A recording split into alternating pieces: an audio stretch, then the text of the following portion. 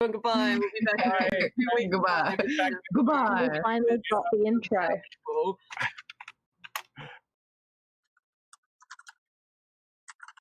It's already happened. It's happened like 5 times. I'm cursed. Someone else take over. We're good, friend. We're good now. Oh, you can hear us? Okay. Hello, good now. I'm Dom. I'm the Dungeon Master.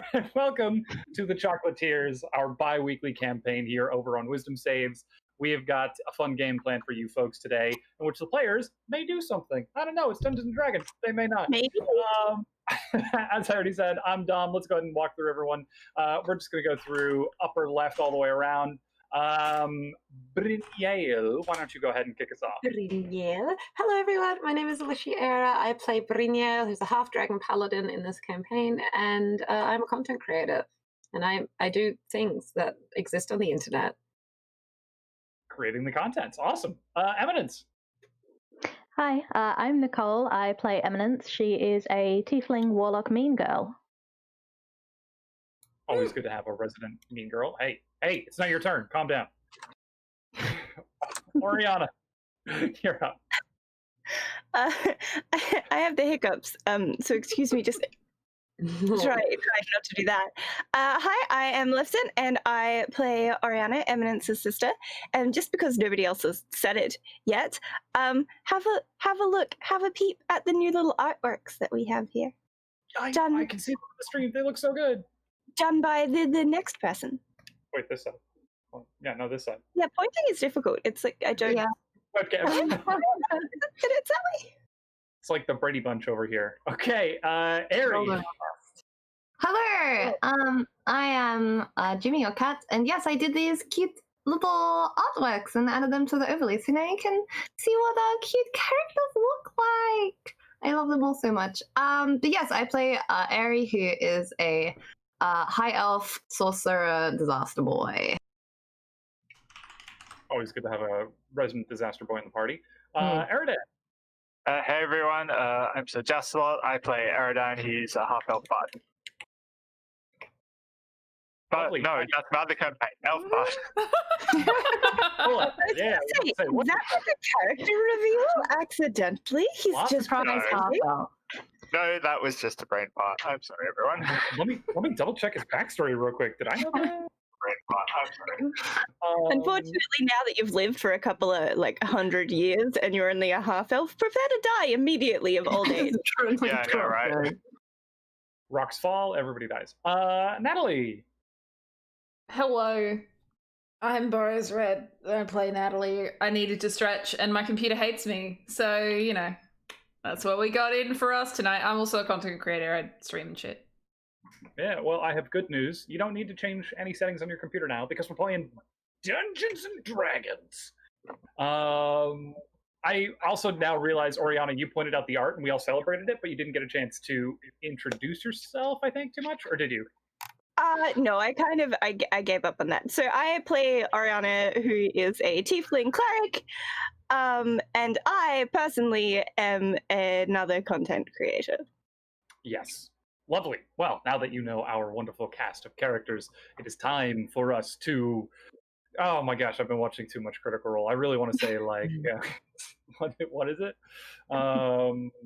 I don't even remember now that I'm trying to think about it. It was there, and then I consciously brought it to my mind, and then it We're left. here to play D&D and shit. Let's play D&D and shit.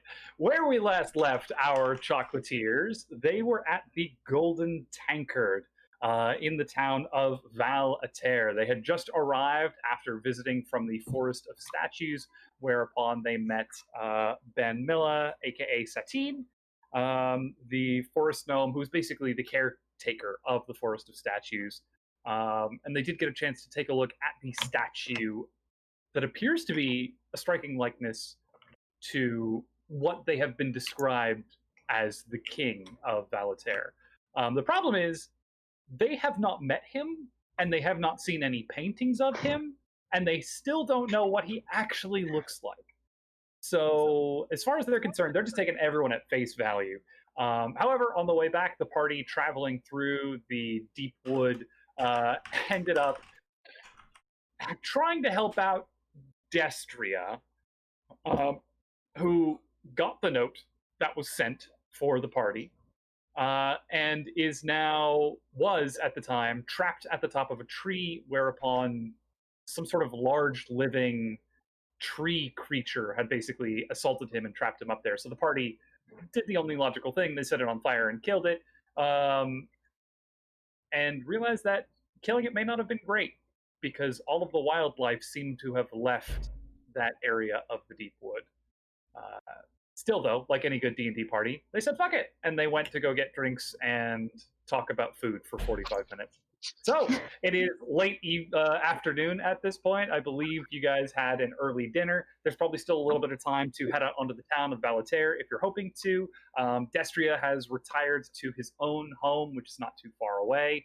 And I believe that leaves the 6 of you now on your own, having just finished dinner and dessert. What would you like to do? Well, were we still going to go shopping this evening, or were we going to do that in the morning? Oh yes, I completely forgot about that. Let's go shopping! Yes, Yeah. I think Aery, you said you were going to buy Eredan a new outfit, help him select something nice so that we're presentable. And Natalie. Oh, we really don't need to do that. I think so. Oh, I Yes, think we we do. very much do. Mm. You're going to see a king. You can't go in leathers. I'm sure leathers will be fine. I'm I absolutely certain that they won't. insist that they are not fine.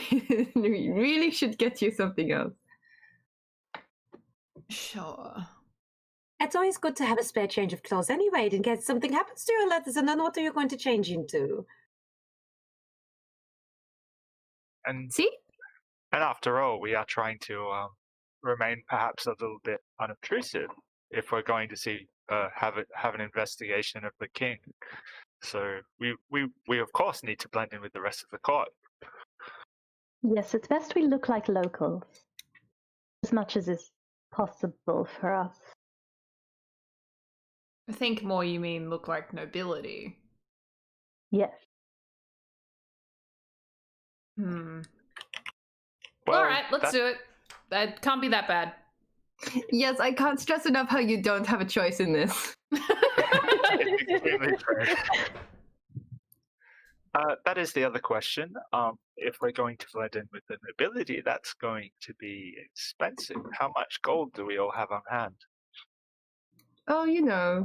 I mean, we got a fairly handsome amount from our friend when we signed a contract to come and investigate the forest. Didn't we all get 15 platinum at least? That's true. Yes, we had our upfront payment. That should cover us. And our new friend, if we do happen to run out of funds.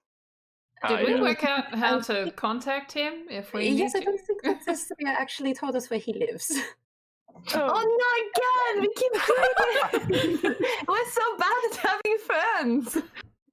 Almost as if the universe is telling us not to. We won't give up. Or perhaps, you No, know, the when we things make that we're friends, working they for. need to just never leave our side. That's a tad possessive. I mean, what are we all doing here? Overly one. attached D&D party. Yeah.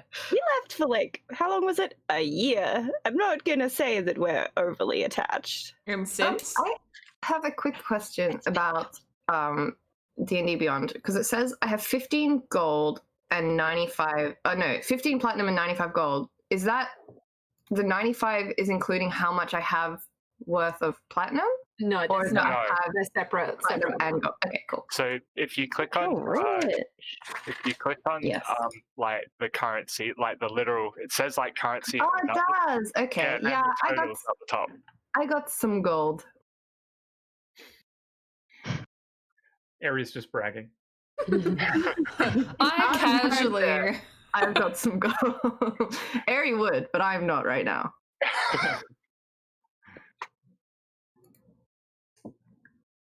So, are we going? Putting the amount of money that I have in my notes, I didn't even realize this was here. Yes, let's go. Let's pretend that I didn't just say that. D&D Beyond, guys.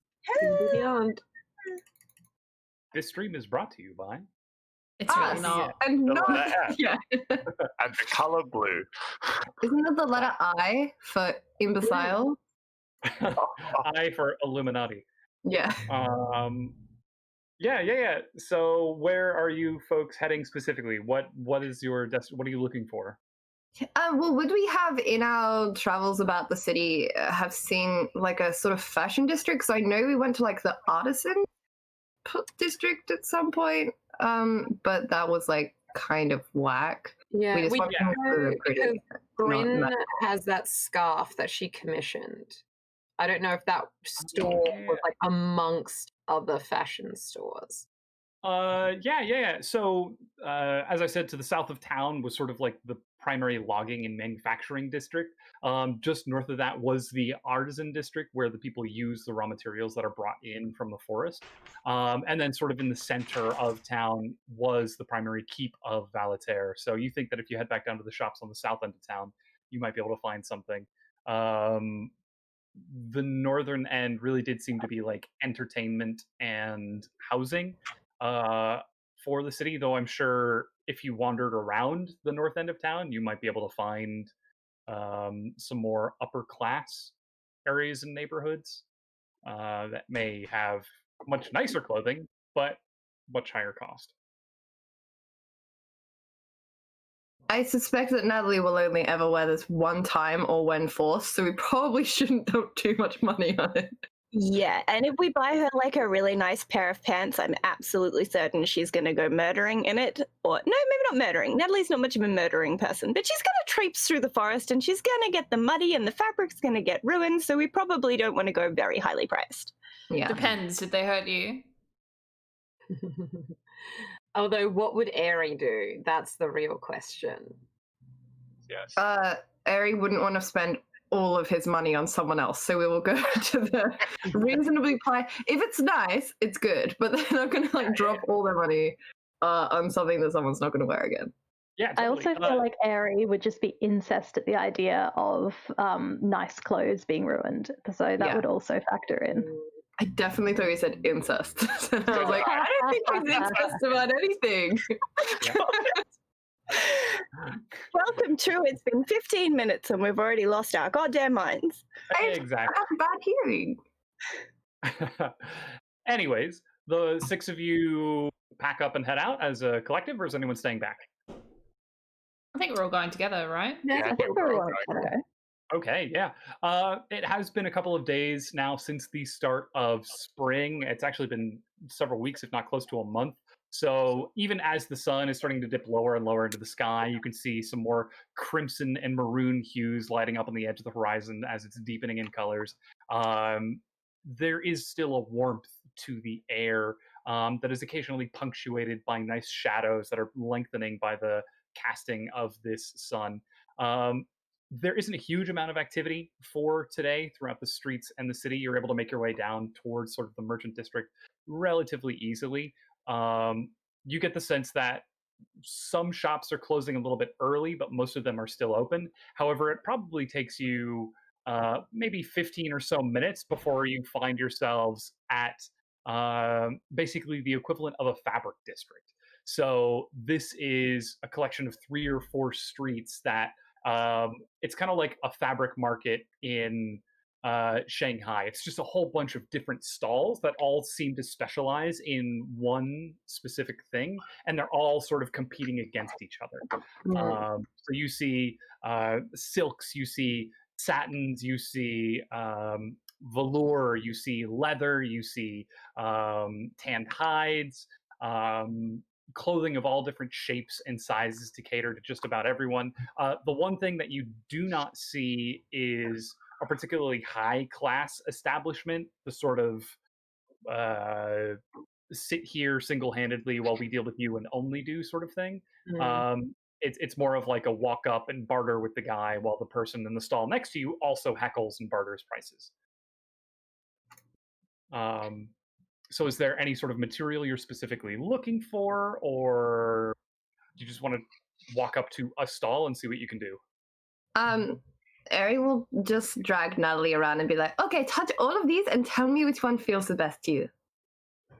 And I'll just like have a bit of a look. I actually was just looking up because I was looking for something that was like kind of like Okay, hopefully this doesn't send us like some hecky link. It's porn. No. But basically, like a really. Oh my god! Why can't I open it back up again? Yeah, what is this? It's just redirecting to the front page of Reddit. Oh no! You can I click on the see it middle one. right You get there. a vague idea though. Wait, hang on. Can you just copy the photo? Yeah. No, I can't. I can't pick it up. thumbnail. It's like. Just snip it. Just print screen. Just steal it. I'm doing it on my iPad. I gotta take a picture and then gotta send it. I imagine chat is loving this right now. Yeah. this It's is great. It's quality great. It's great. content. Yeah, but you know what? This is- They can deal because it's fashion. All right. It's Look true. it up. Like we did with the ball, just also stick it in the Discord. Hey Yeah. guys, we have a Discord. If you'd like to join the Discord, you can see things there. Ooh, yes, I like it. Oh It's yeah, very this like is so pretty. a little bit steampunky.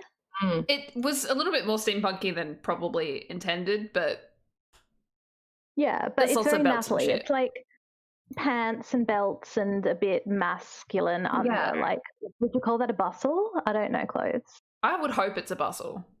Yeah. We can give her a bustle. So that would probably be like That's the I don't finished know. product that you're looking for.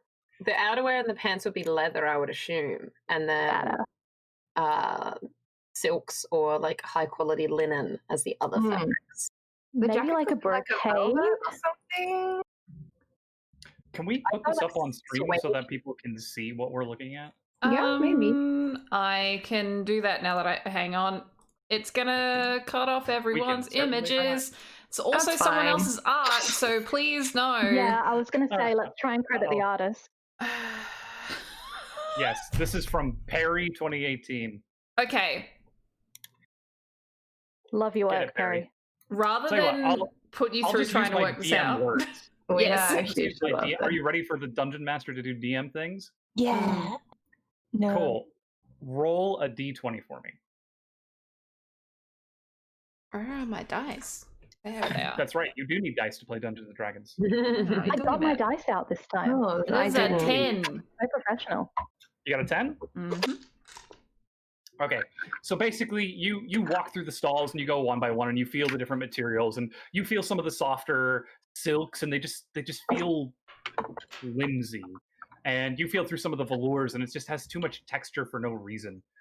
Before finally you settle on this one stall where it's kind of a mix between silk and linen. It's sort of a coarser linen, it seems like. Or sorry, a coarser silk, but like a softer linen. And as you're kind of feeling that, you start to come up with these ideas as the gentleman talks to you. And what do you like for the bottom? Would you like a single dress or perhaps split leg? And oh, okay, we can do split leg. And perhaps maybe something in the bust. Would you like room in the bust for maneuverability or something more showy? And you effectively come up with this outfit that looks to be sort of almost a buccaneer's jacket, very form-fitting across the chest, broad square shoulders with a high collar that rise up and an ascot in the front that opens across a loose linen t-shirt. However, in order to make sure that it looks good, you have a corset across the middle with a rough leather belt, which does have several sockets for you to hold your daggers and other weaponry. In addition to that, in fitting with more courtly and noble styles, you do have a large open-backed, basically the back half of a dress to accentuate the leather leggings that you have underneath. They are clean and simple looking, dark blue and black inlay with crisscrosses along the side of the hip that allow for mobility and forward movement while still retaining an image of flowing grace when walking. Yeah, that. And That was a good for description. Yeah. for this outfit here, we can do perhaps. I tell you what, I can make a special. We can do 25 gold for this. Oh yes, that's no problem at all. I will cover it. That sounds reasonable. Oh, you are paying for this as well. Wonderful. Is there anything else that you would like? No, I'm good, thank you. Your outfit seems to be a bit dusty, perhaps. Maybe just the dust. Excuse me, I did not ask for your criticism. Oh, I'm just trying. If you are intending to seize nobility as you have intended, I obviously have a change of clothes. I understand, but perhaps it may be a bit worn after the travel. I just consider something perhaps new. Styles have changed. You know, I respect your, attempt to sell me on your wares, but all of my clothes have been tailor-made specifically by my most favorite designers. So I think I will stick with what I already have, but I appreciate it. Yes, well, in that case, So shall I pay you and we will leave, yes? Oh, absolutely the best. Perhaps any one of your friends could use this wardrobe update. Your gentleman seems to be... I hesitate to use an adjective, but he appears to use plain? No outfit. Yes, plain. That is a good one. Well, Eredan, we will do something for you as well, so we're here. You're muted! You're muted! Still muted? Still muted. Wonderful, Eredan said that we could... Yep. My brain just didn't click that you were talking to me. I don't know why. Oh, yeah. I'm so sorry. I'm like 10% alive today. Yeah, all right. Yes, that sounds good. Show me what you have, and I just start going through the fabrics, picking out something with a knife. Absolutely, it depends on the encounter and the endeavor planned. We have very stylish suits that are very popular right now that show off much of the chest of the gentleman in question, which exaggerate the undershirt underneath. For this, I recommend silks from that booth over there, which is my brother. You can find a nice open silk shirt, which will be quite impressive with our jackets over the top. For trousers, we do offer several styles with different cuts. Are you looking for something more slim, perhaps? Or maybe with more leather for mobility? What? We're going to see the king, so I don't think leather is a good choice. Some fit sounds good. And I pick out. So I'm going to pick out something that looks sort of a Renaissance style with those big puffy sleeves and the collar lacing down the front. Absolutely. He hooks you up. So he actually recommends, if you're going to see the king is not a fan of the closed jackets because as the tower is raised up from the rest of the city, it gets very hot. So jackets cause a lot of sweating. The king is actually a very big fan of vests. I would recommend this one here. And he pulls out sort of this maroon vest with almost like emerald green inlay across the sides and just loads you up with a simple white, one of the big fluffy fluffy arm shirts. And even recommends that you roll up the sleeves so that the poofs are like on your biceps so that your arms are free. And just basic trousers.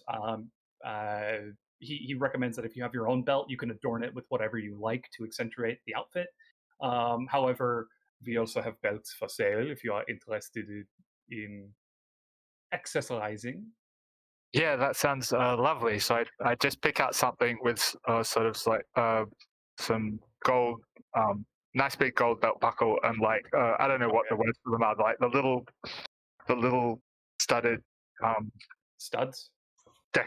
Decoration thing. I can't remember the word. My brain's just gone to sleep today. Like little leather. Yes. Yeah, Val, you know what I'm talking about. You know, like on my belt for ironclad stuff. That I can't think of the word. The gold. Do you mean like metal, like not studs, but like the like hammered metal? Like leather tooling, kind of. Yeah. Sorry, I was looking for my reference picture of Oriana, and I was like, what do I need to change about this? And so I wasn't like, I'm not listening specifically to you. I'm sorry, that came out so badly. No, that's fine. I'm sorry. I'm just waiting for my turn. brain's like 10% alive today. I don't know what's wrong with me. I had a liter of coffee. I should be fine. Oh, That's It'll probably your kick in problem. halfway through the session and you're just going to shoot out of the chair. Yeah. Eredan's going to be running up walls, spider climbing all Again, over the Yeah. Look, honestly, is that You that tried different that in one time ways? already. Yeah. I did, yes, I do regularly. Yeah, so he hooks you up with a belt that sort of has these metal inlays inlined with the belt, and also offers you a handful of different belt buckles. There are some that have, with the gold styling that you asked for, he has one that has like a large leaf going up one way. He has one that appears to just be like this geometric pattern. He has one that's almost like a swirl of water. It almost looks like a river just kind of cutting sideways. Perfect. Oh, you're going for that one? Yeah. Yeah, awesome. And for the trousers, he just gets you some just plain basic trousers that are fitted. Yeah. Sick. All right, so for your outfit, this is a little bit less elaborate than the ladies. So I think we can do perhaps 18 gold for yours. Of course. Thank you very much, sir. Here you are. Thank you. And who's next? How much was Natalie's? 25? 25 gold. May I ask, what would you consider on the cutting edge of court fashion these days? Well, vests are very popular for the men. For the women, sort of a high bodiced endeavor, narrow waist, and generally not necessarily the shorter bottoms, but rising to about knee to calf level for dresses and skirts. So that is to say, leggings are also very popular. And pants, fitted pants. I like a good legging. I think I have a dress that will suit, but the leggings, could I have a look at something with a bit of a design to it? Absolutely. And he kind of goes over to sort of his basically custom fabrics that just have all sorts of different designs and inlays on them. There are some that have just like white lilies on a blue background. There's one that has what looks like exotic cats, like tigers and lions and panthers, just all in like different shapes and designs. There's one that is red, and the bottom just appears to be like a dragon's mouth going up, and immediately out of the mouth it's like red and orange before it sort of naturalizes into just this broad maroon color.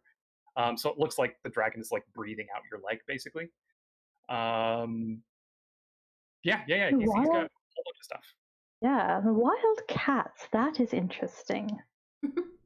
Go for kind of a Gucci vibe. Oh, yes, it is a bit more exotic, not more traditional. Well, I'm anything but traditional. Of course. I'll go with the cats. Wonderful. And I know he sells belts. Does he sell anything much in the way of bling, or am I looking for a different vendor? Yeah, you could probably get bling from him. Okay, I'm going for a Gucci vibe here, so. Yeah. So he actually continues, with your horns, I may recommend perhaps some accessories. We have many elaborate chains that you can sort of decorate on the side of the horns. Perhaps you would like some studs or a cap on the sides. Really, the sky is the limit with, well, I guess your horns are the limit with what we can do. Could I get some gold, like fine gold chains with gold, you know, like belly dancers wear, like a gold chain with gold discs hanging from it? That sort of thing to wrap around my horns? Absolutely. And he hands them to you. Would you like to try them on? Oh, yes, of course. I'll Awesome. sort of... So you can see that they have almost like clamps built into it, as if they have been designed to go onto tiefling horns. So he kind of like goes and just clamps them on one by one. And after probably about 2 minutes of him clamping both the sides of your horns, you turn your head just a little bit and your entire head just jingles. Yes. I do a dramatic hair flip. Oh, that's wonderful. I love it. If I may, I have one small addition that I would like to add as well. And he kind of reaches back and pulls out a single small, very delicate silver chain and goes from one horn across the front of your forehead to the other, and then gets just like a small teardrop that's silver and hangs it right on the center of your forehead. You know across me the so silver. well. Perfect. I love it. You're a maestro. I do try. And how much do I owe you? For these and the beauty such as yourself, we say 7 gold. Oh, and for I'll the hand leggings him. as well. How could I? We'll throw the leggings in. Why not? 7 gold. I'll give him 10 and tell him to keep the change. Oh, right. This is very kind, very kind. All right, who's up next?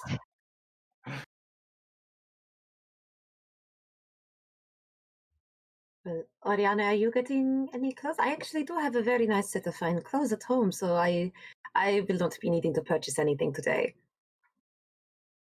Honestly, me neither, but I kind of want to.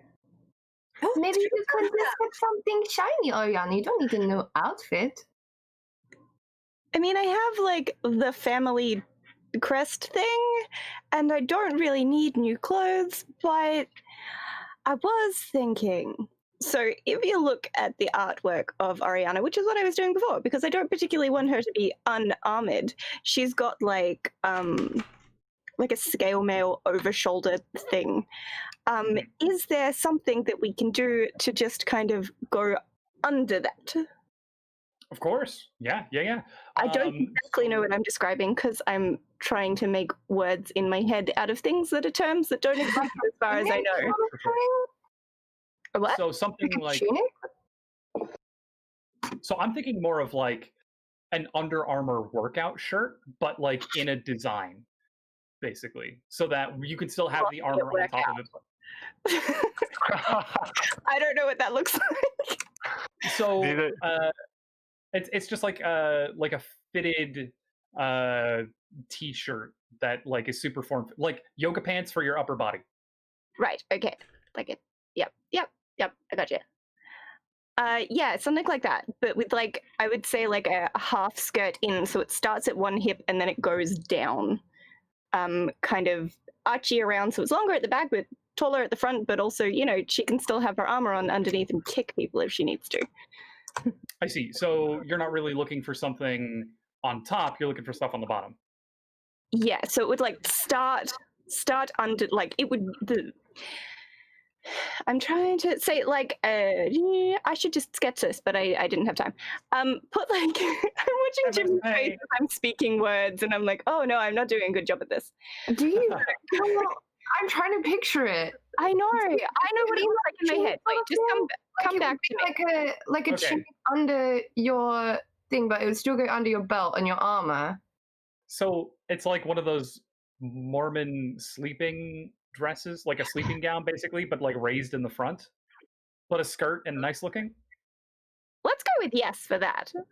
I have no idea what that would. I am deeply fucking confused. Why don't you sketch it and we'll come back.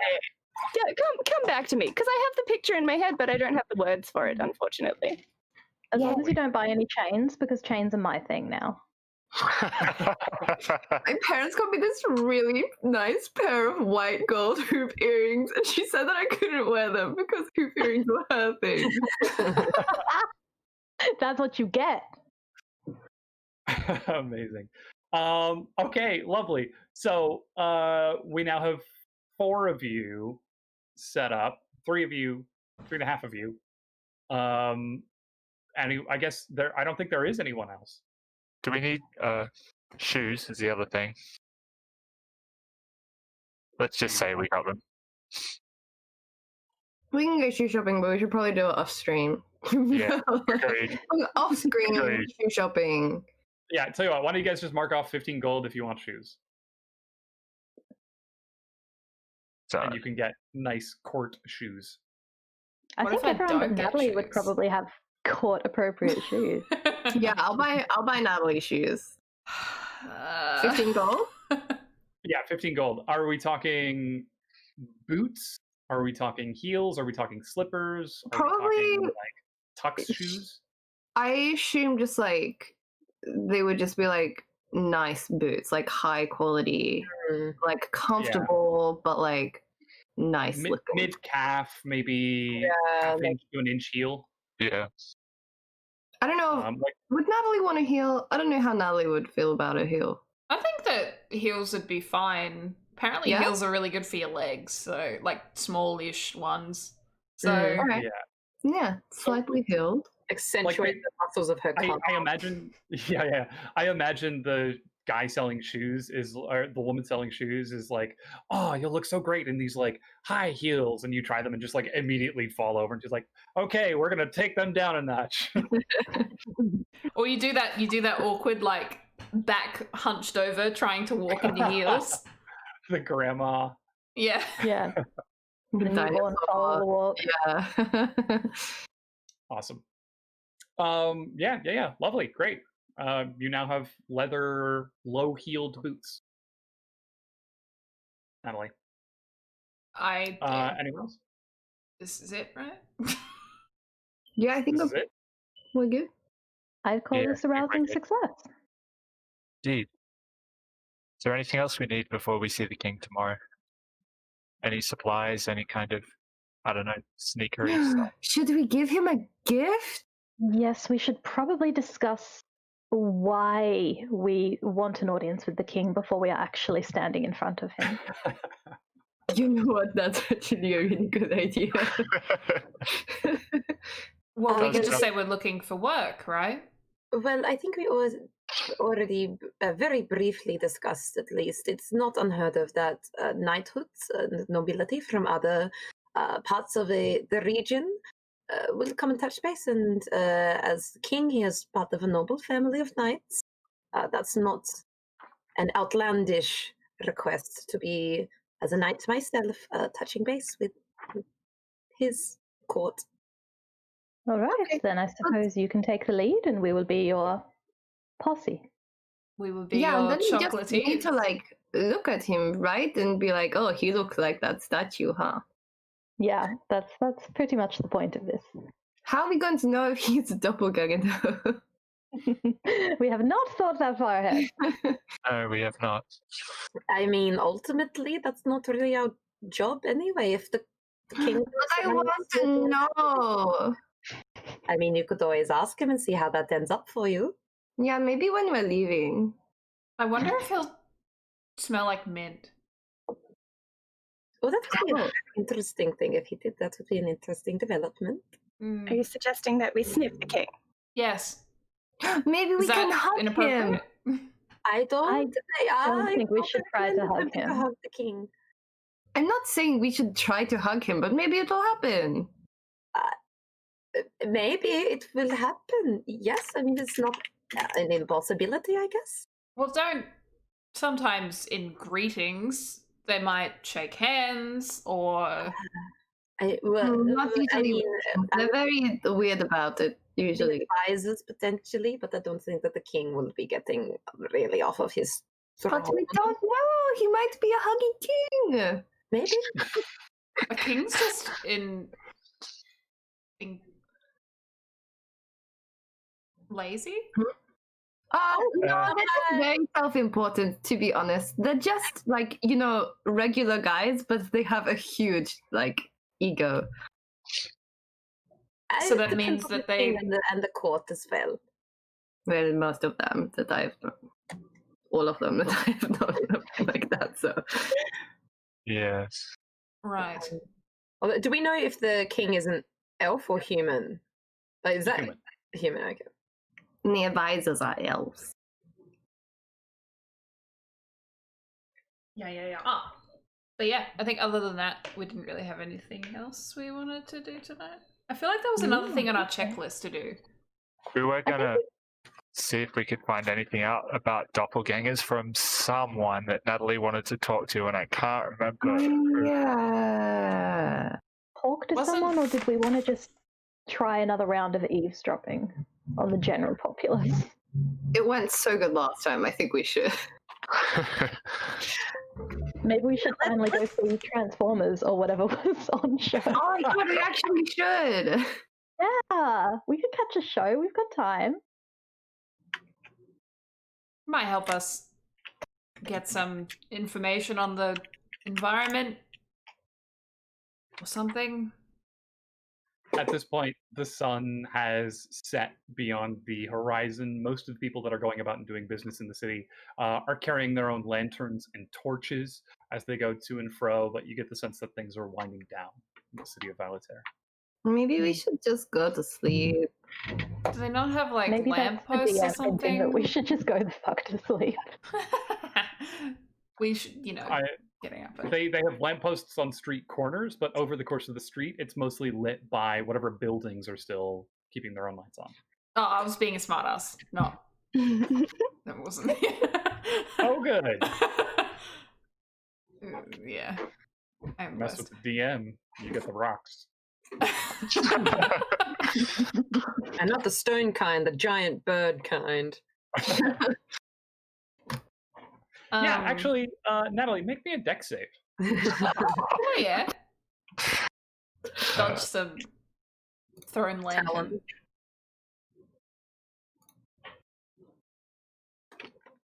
But yeah, maybe we should just sleep.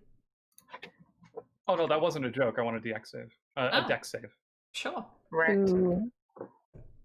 That's. Sorry, I should have made that more clear. Open up. Yeah, shit. It's 21. 21. Excellent. Are you wearing your new shoes throughout the town as you make your way? I would imagine not. No. Because, like, it would feel a bit weird with, like, my gross outfit. I mean, unless, you know, yes. I'm trying to get what you're putting down here. I like that you're trying to understand the inscrutable mind of the dungeon master. So as you are walking down with the rest of the party, just having casual conversation, Aery is able to catch you by the arm and prevent you from stepping in a fresh pile of horse manure. Oh, Natalie, please, you have to be more careful with these new shoes. Right. Yep, I will attempt to avoid that in future. I don't know how I didn't smell it, but I'll upwind. keep it in mind. It's like old or something, I don't know. Anyways, what do the six of you want to do? Let's bring it back. Now that Natalie has successfully not stood in horse shit, let's go to sleep. And then tomorrow we'll go see the king. Yes, Indeed. let's get an early night. Okay, so you head on back to the Golden Tankard. You can see that the primary dinner service is starting to slow down. Most of the patrons have already filed out, and it is slowing down. On the inside, Asscat gives you all a hearty wave as you make your way back in and up into your rooms. The three of you are split into two rooms, if I remember correctly. Yeah, interconnecting rooms. Mhm. Yes. Was there a conversation that was going to happen, or are you guys just knocking out? I actually think it was 3 rooms, wasn't it? Because it was, it was 2 by 2. suites, and Yeah. then a separate room. Natalie and Bryn were in the separate room, and then there were interconnecting rooms with everyone else. Because that's how Eredan and Aery ended up only having the conversation with the boy. That's right. A boy. Not that that's probably super interesting information. Well, yeah, before we go to sleep, Aery will take out the cloak pin that he bought the other day and just be like, Eredan, I know that you have, a whole new fancy outfit, but if you are planning to wear your cloak tomorrow, I did get you this the other day, and it was going to be a surprise. So here you go, surprise! You can wear that if you want. Oh, Aery, thank you. That's lovely. I shall. Well, you said that you didn't want to have too much nice stuff in case it got ruined, but I thought that maybe this is just something nice that you can wear all the time, and it will be pretty hard to ruin, I suppose.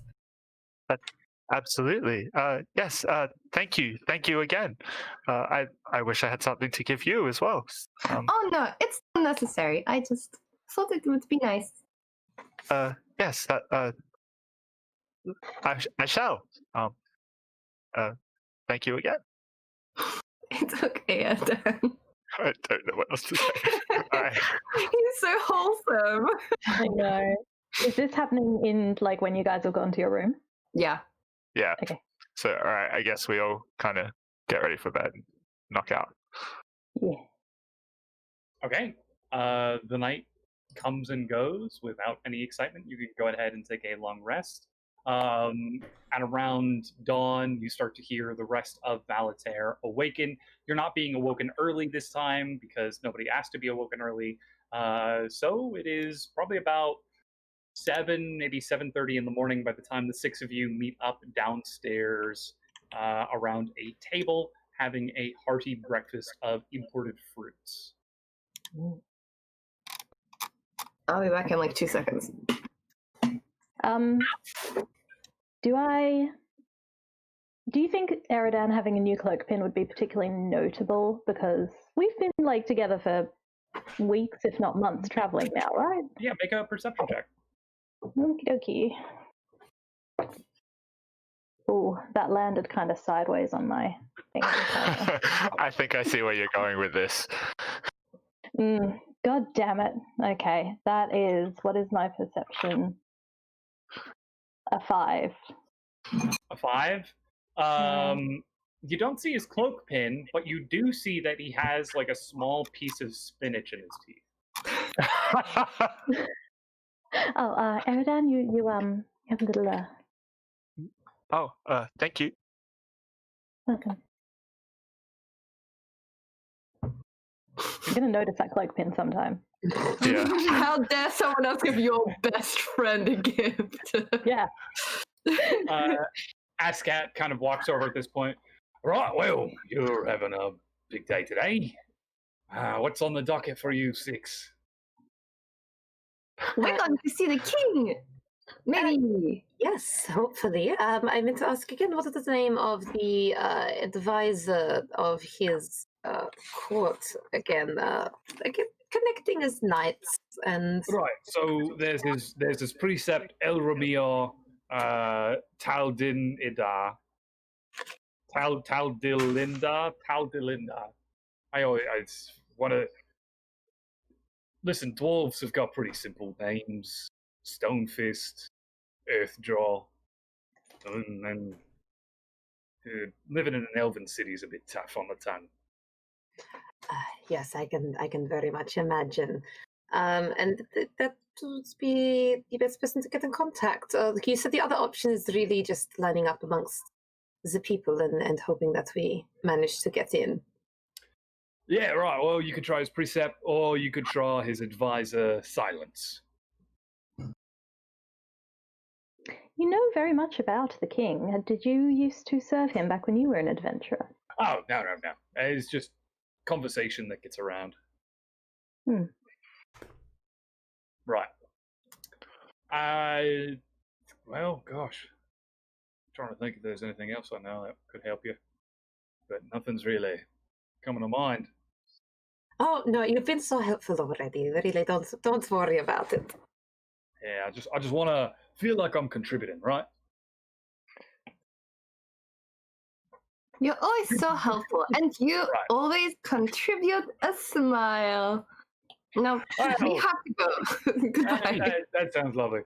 Before you do, I've got this drink that I've been trying to get my hands on for a while, and I'd like you to try it. It's liquefied chocolate and What? You can do that? I don't know if it's going to sell well. So I was able to get my hands on some yesterday, so I just want to make sure. I want to use the 6 of you as guinea pigs. Well, my question is, are you serving it hot or are you serving it cold? I hadn't considered hot. I mean, I have it cold. Should I heat it up? Well, I once had a drink that was made similarly with chocolate, and you incorporate steam into it, and it makes it so creamy and so fluffy to Oh. drink. How do you even do that? I don't know. It was definitely magic, but it was delicious and very worth it. Well, I've got cold, so we can taste that now, and then I'll see if I can figure out how to make it hot, and we can compare. Good idea. Yeah, I'll get a picture, and he walks off. Oh my gosh, this is so exciting. He comes back over with a almost like a brass pitcher and 6 small brass mugs that are all chilled, and pours each of you this concoction of cold chocolate milk. How dare you right now, honestly. I really want chocolate milk now. Me too. I want chocolate. Oh my god, I have chocolate milk in the fridge. Just to ourselves, calling ourselves the Chocolatiers. Yeah, I know. It has to happen once per session. Can I give it a sniff and see what I pick up on? Yeah. It's slightly sweet. Just at a brief sniff, you think there might have been a little bit of sugar that was added to it, just to sort of brighten up the flavor. But it smells, as far as you can tell, like liquefied chocolate. Imagine if this guy's just slowly poisoning us. And it's like, oh my god, it smells so good. I mean, we did say that we were sus of it. Yeah, I know. I'm so tempted to be suspicious, but I know that Eminence would actually just be like, chocolate! Also, you know, someone gives you a drink in the morning, you know, you've barely woken up, like, you're just like, whatever. Yeah, true. He's also been feeding us, so I guess if he wanted to poison us, he's had plenty of opportunity. Indeed. I mean, some things do build up in your system over time, but Fire canes. Constantly feeding us macas. Heavy metal poisoning. What percentage of the cacao is in the chocolate that's used to mix with the milk? He kind of holds up his hand about this much. No. So in the chocolate, the different types of chocolate you can get, she's just going to go into a full rant about percentage of cocoa and how it affects the flavor and mouthfeel and texture, and that how it combines with milk, and how the different like cocoa butter levels will increase the like mouthfeel and texture for like a solid like 2 minutes. As she's ranting, I'd like to roll my eyes and take out my little refrigerated box of chocolate and offer Eredan some of my shitty white chocolate, and we just hopefully shout out together. And that is why in this kind of establishment, I really think that you should be looking at like the kinds of chocolate you're using, and then you can also use like milk from different animals prepared differently with different cooking. Right. No, I got that based on the acidity of the milk and how it makes exactly like that was cocoa and all that. But I just feel like if I'm trying to test out this product, I feel like I should universalize it as much as I can before I specialize, you know, just so as many people consume it before they start to differentiate in different branches. You don't go about selling specialized, for lack of a better word, weapons to first-time fighters. You give them a sword and a shield, you say good luck. Oh, but a good salesman can sell anything to anyone. Right, I'm a dwarf. I'm a dwarf adventurer who's retired. We're just doing it for the shits and giggles at this point. Well, then should we try it? Everybody else in the party, I assume, has already finished their cups while we've waited. Absolutely, cheers!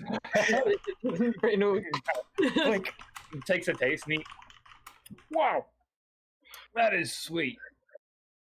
Wow, that is too sweet for me. I like it. I like it too. Yeah, maybe it's just me.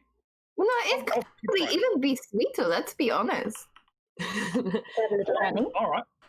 Bryn will bring out her dark chocolate. She's got like a 99%. And to Aska to try. See, this is the kind of chocolate that I like, and she'll offer it to Aska. He takes like a bite, and just immediately his whole face just goes. Yeah, it's bitter, isn't it? It's really good. Curls the beard. All right. Oh, it's good. Yeah, I think I've got an idea. I think I can turn it into a process. So when they order it, just bring them the milk and the sugar separate and the chocolate, and do it like bit by bit, so that they can get their perfect taste. Make it a show. Like a deconstructed chocolate. Yeah. Exactly. I hear there's a good way to deliver this. It comes on a wooden board, and you. Oh yes, all no. the ingredients. I cannot use He starts writing it down, like a deep polished oak or something. Just a really nice, rich color there. Oh boy! We're giving this guy's whole business plan. Like, Yeah. His business plan is to become Melbourne. That's what his business plan is. Yeah. Not right now. The If most you don't want to be Melbourne establishment in this little elven town. Oh yeah. Wait until we introduce him to rainbow bagels. Crow nuts. wait, Grown-ups are an abomination, and I will not tolerate that in this chat. Okay. All right. Well, look, I've been holding you back for way too long. I'll go work on this over the course of the day and let you know how I managed to make it hot or not. But please have a wonderful rest of your morning. You shall. Thank you. You do. Is our boy here? You do not see, boy. You do not see Destria anywhere. Oh, yeah. Did we tell him to meet us here in the morning? We probably didn't, huh? we did tell him to meet us in the morning. We did? Where is that boy? Aery's going out, like calling a cat in, just like, Destria! Fetch me my heart, boy. We have some chocolate drink for you. Polish my boots. Tell you what, why don't you roll a d20 for me, Aery? Oh, my iPad almost fell off my desk. 15. Do I add anything to it? Sure, add your charisma. Oh wait, no, that's a saving throw. I was like, oh, +8? It's +4. Jeez. Okay, 19. Yeah. As you're there, sort of sitting and talking and having conversation, you're calling out. You look over into the next room. Askat is going to put you guys in your own room so that you have plenty of space to not interfere with the other patrons. You see back to you the silhouette of Destria sitting at a table, back straight as a board, neck perfectly erect, just not turning and looking. And you can, even from this far away, see that like his ears are bright red. Oh, I bet he is with his mom. Can I? So I can just like see the table. Yeah. So you like through the doorway, you can just make out him. Can I peek around and see if there's anyone else at the table? Yeah. Leaning around, you see sitting just beside him is a female figure. And on the opposite end of the table is another female figure that you actually recognize as his sister.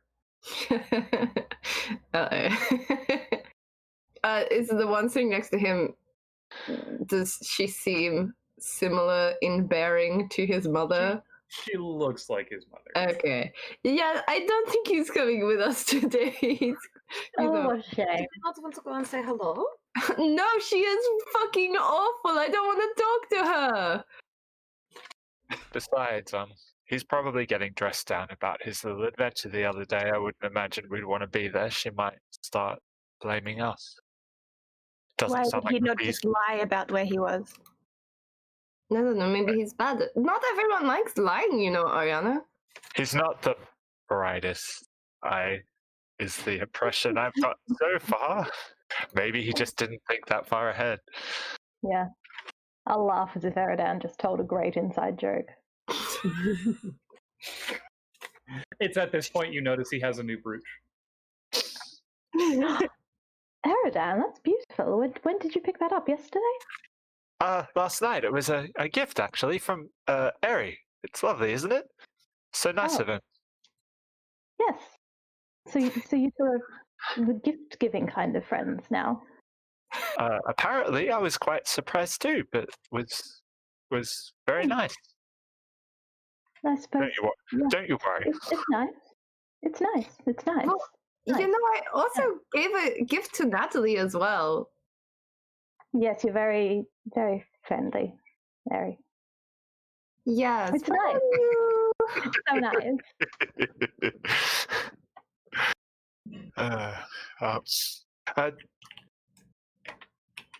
Maybe it was maybe he'll have a surprise for you too down the track. You don't know. I mean, he's That would just be waiting nice. for the right moment. Very, very nice. That would be so nice. Then it wouldn't be a surprise. Stop thinking about it.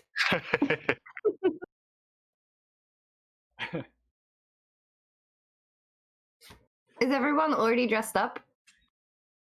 Yes, brings in her fine clothes. What do they look like? Oh. So she has a very well-fitted tunic that's a very pale, almost white green, with a silver bodice over it. It's like a frilled hem at the bottom of the bodice as well that kind of sits up above the hips, like accentuating the hip.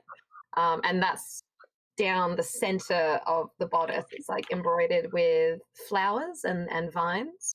And then she has tailored silk leggings and a cloak that attaches like a choker at the neck and then comes down and then attaches at the wrist, and that goes to just above ground level. And that's So do you ever pterodactyl with it? Just like with the cloak? in her spare time, yes. Like when she's Okay, alone, she'll just run around.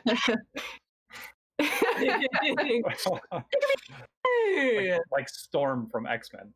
Yes, yeah. And the cloak like gradients from that soft greeny white down into like a pastel pink, kind of like orchids, how orchids get that like. Okay, yeah. And she has her family crest as well, like at where the cloak comes around the neck to the shoulder, she's got her family crest. Pins on the shoulder. Okay. Impressive. We already know what Natalie looks like. Aery, what outfit are you busting out? What's the weather like? Is it cold or is it like mild? It's a little cool in the morning, but you know that as the day goes on, it's probably going to get warmer and warmer and warmer. Not like okay, he would just brave the morning cold then, probably. Okay, so he would have like a little like ruffled collar with like a gold sort of like band with little like jewels in it, and then from there comes down. It's like off the shoulder, or it's like shoulderless, so it comes down. It's all like frilly, like over the shoulders, and then it's like a little what's it called? I don't know. It's not a dress. Like it's open at the front, but it's like cinched at the waist, and then like flares out. Like a butt cape. Yeah, but it comes sort of like from like the top, and then under that is just like a sheer sort of like white shirt. But it doesn't. His arms are free, and then just like form-fitting pants and boots that like soft like suede boots that lace up to over the knee. And it's all in like sunset colors because he do like them colors. Stylish. Lovely. Oriana, you mentioned that you were just going to wear the outfit that we found for you, that you were going to draw for us. Yes, and I did draw it. So let me try and explain this better. Should I try and explain it, or do you want to try and explain it based on the tweet? Because you're good at words. I want to hear it. I want to hear what you can do. Oh, good. That's going to be fun for everyone. Basically, what she's got going on is she's got the shoulder armor that she would usually wear, but underneath that she'll have a fairly form-fitting dress that's sleeveless, that belts down with her usual belt at the waist, and then it's split open at the side. So it's floor length at the back, but it splits down there gradually, and it will be like an orangish, reddish, fire-ish toned, you know, the silks that are kind of both depending when you look at it. Like that. And the headdress? And she's got the headdress that I said that would be like the family thing, which, let me look at the picture because I didn't design this. It's a bit of a diamond over her forehead, and it wraps around underneath her horns. Yes. So if I remember right, Oriana, your horns curve up and go up. Whereas Eminence, your horns curl like a ram's horns and they circle in. Yes. Awesome. And I think that's everyone on outfits. Is there anything else we would like to do to prepare to see the king, aside from talking about outfits and chocolate? What else is there to talk about? The most important things. We know that we're going in there to be like, hey, we have a knight with us. Is that how we're approaching it? Well, yeah, I assume Bryn will be the one who requests the audience, and then we'll be like, yeah, what's up? What you Then are we introducing ourselves as a group, or is it just that we're there with her? Yeah, actually, I never really thought about this. Is this like organization that we're working for? Are they like secret? Do people know about them? They didn't want us to be elaborating too much on the organization when we were traveling about. Okay, well then we can just tell them that we are close good friends and we're having like a fun time or something. I just wonder if that will keep us away from, like, maybe we should tell them that we're working together and stuff. Not descriptively on what we're doing, just maybe we're a merc group or something. Yeah, adventuring parties are normal, right? Yeah. If we offered our services as well as an adventuring party, perhaps we could see if that makes the king nervous. Any of his advisors seem a bit put out if we say, we'd like to offer our services, if there are any problems in the town, any strange mysteries going on. But what if he wants us to actually do work and then we actually have to do work? No, we don't. I mean, adventurers come through and then fail in their quest and pass every time. We just have to not show up regularly at court, so we can't demand progress updates. You want us to purposely fail? I think it more means No, we don't have to purposely fail. not. To fail do than it. to try to succeed and fail anyway. We don't have to fail. We Why not just have be simple to, then? delay him long enough that the shapeshifter problems or whatever it is dealt with. Do we not? And then, Not everybody likes lying. hey, I didn't say that. Well, look, if we're That an was adventuring Aery, party, not me. right? Yeah, I We're- said that.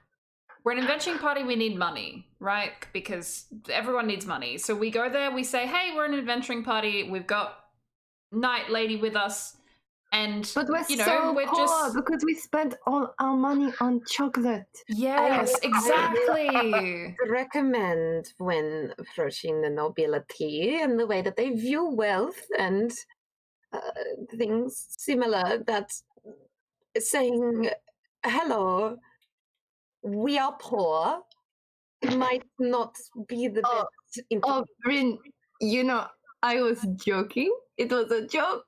You get it? That we would go and we would that we're really poor. We spent all our money on chocolate. Yes. No one would ever do that. Bryn's just gonna nod, yeah, I definitely got where you were going, and then inside she's just like. But definitely, I would say that just extending, the olive branch, for lack of a better term, and saying that I'm a knight from that is traveling through your region. I wanted to make contact. Myself and my associates would gladly offer assistance should it be needed in the realm. However, mainly the purpose of making an introduction. Everyone remember to be very polite and, don't do anything mean. Eminence, and probably Oriana too. Just don't say anything unnecessarily mean. Just be very nice, and everyone remember to bow and curtsy, and call them Your Majesty or whatever. We should probably ask how they get addressed here, but yeah, be polite. I'm always nice. Are you? I'm the Good nicest pilot. one in this party. Oh, have you met Natalie? She's so nice. I don't know She's that I great, but- count as nice. I don't know manners. Manners Nice aren't the manners. only way to be nice. See, even Natalie doesn't think she's nice. Kindness has The difference between nice being nice if and you being too realize stupid how to come much- up with a good insult. I don't Okay. know that. Do nice people don't- often call themselves nice? The nicest ones do. Right. Checks Okay. out. Checks out. Should we start walking to like where we need to be going? Yeah, probably. Wait, that wouldn't be very nice, would it? Should we walk? It'd be unseemly to turn up to a court on foot. But I mean, Wait. I would think that we're within the city. I don't know. I mean, do we want to organize a carriage? We're going to have to go and wait in line. The king's not going to see us show up. If depending on how we get in, we're either going to see the advisor to be given a private audience, or we'll be lining up with the populace to try our chances to see the king. It seems like a lot of effort just to see someone. And people do this regularly. Not regularly, but welcome to dealing with the court. It's often like this. Look, It kind of sucks, yeah. Yeah, that's an ability for you. maybe a gotta walk play will the game. help clear some nerves a little. Is anyone To else what? nervous? I'm nervous. No. Just you. Cool. But that's natural, Natalie. Don't feel bad about that. I don't have lots of experience in courts. And the rest of us will take care of you. We'll step in if you get tongue-tied or stuck or something and make sure we help you out. You'll be fine. Let's go. Just follow our lead. Let's go. Let's do it. I'm ready. I'm And you look so Before I think about it. pretty. and she'll just like readjust her like thing in the middle. Can't even think of what that's called. Cravat? Cravat? Yeah, maybe. And just like I feel like I'm being suffocated, but apparently No, it's okay. You breathe through your mouth, so you'll be fine.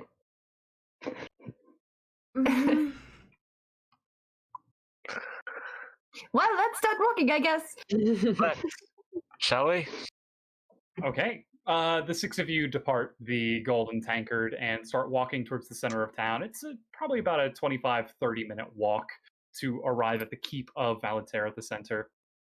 Once again, you can see that the massive stone walls rise up about 25 feet tall in the center of this. And these massive sort of iron barred doors are swung open. And you can pretty freely enter into these yards. To one side, you can see a very large stable where beautiful horses are kept. They appear to be in spectacular shape, very well maintained. Adjacent to it, there appears to be almost like a barracks or an armory of some sort, where you can see either guards or soldiers getting ready to go out to different outposts for the day. Some of them are like strapping on armor as they're going, sheathing their swords. They're kind of talking and having breakfast as they're walking out into the city.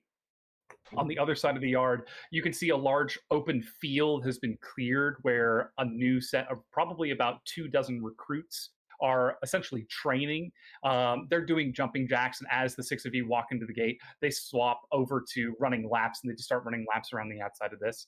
But in the center of this walled keep is the central, for lack of a better term, palace of Valater.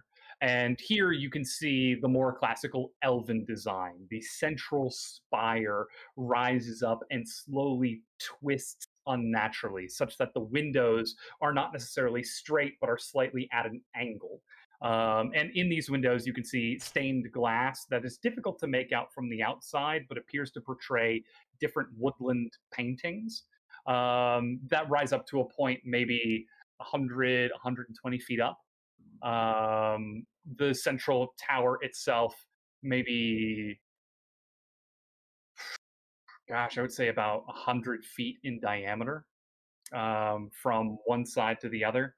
And as you approach, you can see the steps kind of lead up to it. The central door to the Palace of Valater is closed. There are 4 guards standing, and they seem to be turning people away.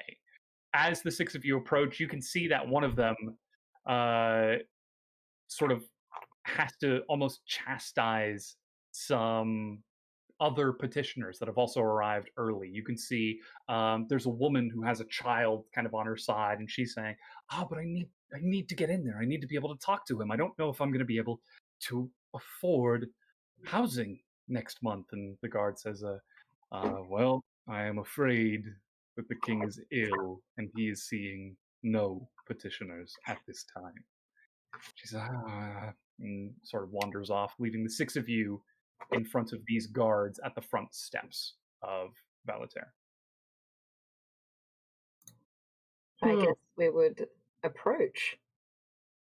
I'm guessing. Well, Bryn would look at everyone else to see if everyone else is like... Looking at the commoners that are coming and going, you are much better dressed than the other folk that seem to have been trying to petition. However, as the six of you approach, though well-dressed as you are, the guard kind of hoists his spear across his shoulder, and petitioning is closed for the day. I'm afraid the king is ill. Oh, well, we have a knight with us who is a very accomplished healer. Perhaps she may be able to assist. The guard looks over. Yes, good morning. Do you have any verification of these capabilities? Well, I mean, I don't have a writ decreeing that I am a healer. However, I do have my bearings as a knight, absolutely. If we've been traveling with her for this long, would we know that if we had like an injury, like a cut, for example, she could heal it? Yeah, I would say so. Chop off your hand. Chop off your hand. Don't chop off your hand. Do not chop off your hand.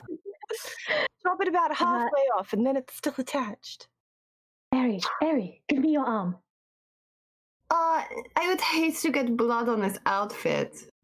Oh, I'll be very careful. Just like push your sleeve up. Yeah, okay, I trust you. You don't want to let the party down, do you? I'll give her my arm.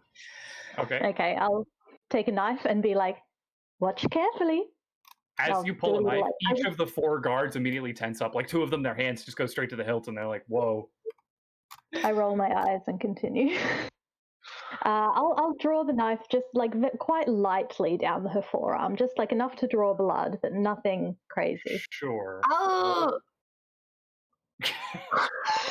Oh no, I'm injured! If only there was someone here who could heal me. Only there was someone who could heal her. Whatever will we do? Go ahead and roll 1d4 for me, please. Aery? Or me? Eminence. It's a 1. You take 1 point of slashing damage, Aery, as you are carved on your upper arm. Oh, good. And there is now just a small, light stream of crimson blood rolling down your wrist, and the guards sort of look at each other concerned. Bryn's just gonna leave like 1 point of lay on hands and like wipe the blood so it doesn't get to Aery's cuff. Like she's seeing it going towards like the fine. Yeah. No. Like does like kind of the like a magician like like wipes the blood away and there's no cut there anymore. Like, look, she's so amazing! Eminence, you need to be careful. The silks, I can heal the wounds, but blood is very difficult to get out of silk. It's okay, we trusted you 100%. We know you could do it. Thank you, Aery. The guard in the front looks at the six of you and says, "That's terrifying." I apologize for such a macabre show. I'm particularly in such a tense time with the king unwell. However, my name is Brynjael van Soffel. I am a traveling knight through the region. I do not wish to obviously impose on the king, particularly if he is unwell, but I, of course, will offer any assistance that I could in terms of potentially assisting with remedying the ailments, but also just making contact with the Pator line, as is customary with many night ships. Make a persuasion check, and I'll give you advantage. Okay.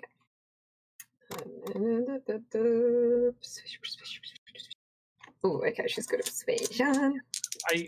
As a human person, not the dungeon master, I just want to point out how full-on psychopath that whole thing was. Helping. So she got 24. Okay, yeah, totally. Absolutely. So, looking, he kind of looks you up and down and takes in your outfits and looks at the rest of you and sees the effort that the six of you have put into this endeavor and sees, like, you tried to prove that you were a healer. It was weird and creepy, but you did get the point across. So he looks over to one of the other guards and says, very quietly, get silence. And one of the guards opens the doors and heads inside, and the guard looks back at the rest of you. I'll have you wait just outside for a moment. I think silence might be able to assist you. Of course. Thank you so much for your time. Can I just confirm, sorry, you are saying silence as in the absence of sound, right? Yes, yeah. Okay, cool. I'm just going to write that down. What are you hearing? Oh, no. I meant, like, you're saying the name is silence. Yes. And just so I could write it. That's all. Yeah. No further questions. Fair enough. You may rest. At this time, it's probably about a minute or two before the door opens back up, and stepping out, you see a tiefling, deep red skin with sort of like this strong jawline. He has two very small horns that just kind of rise just up onto his head, where he has sort of like this so brown it's almost like a burgundy reddish color hair, but his eyes are bright blue like ice, and he looks over across the six of you, and you can see that he's wearing like a fine suit. And I love him. Hey, Dom. Hey. You know what I'm going to ask, right? What are you going to ask? Is he hot? I will allow my description to have done. It sounds really hot. Yeah, it sounds pretty hot. And he looks at the six of you, and he doesn't say anything. He just gives like a small nod and turns and walks back inside. And as he does, the guard kind of, well, all right then.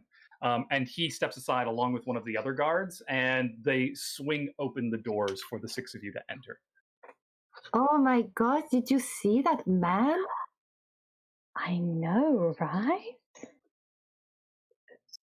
Yes, he was a man, and Bryn's just gonna like walk inside.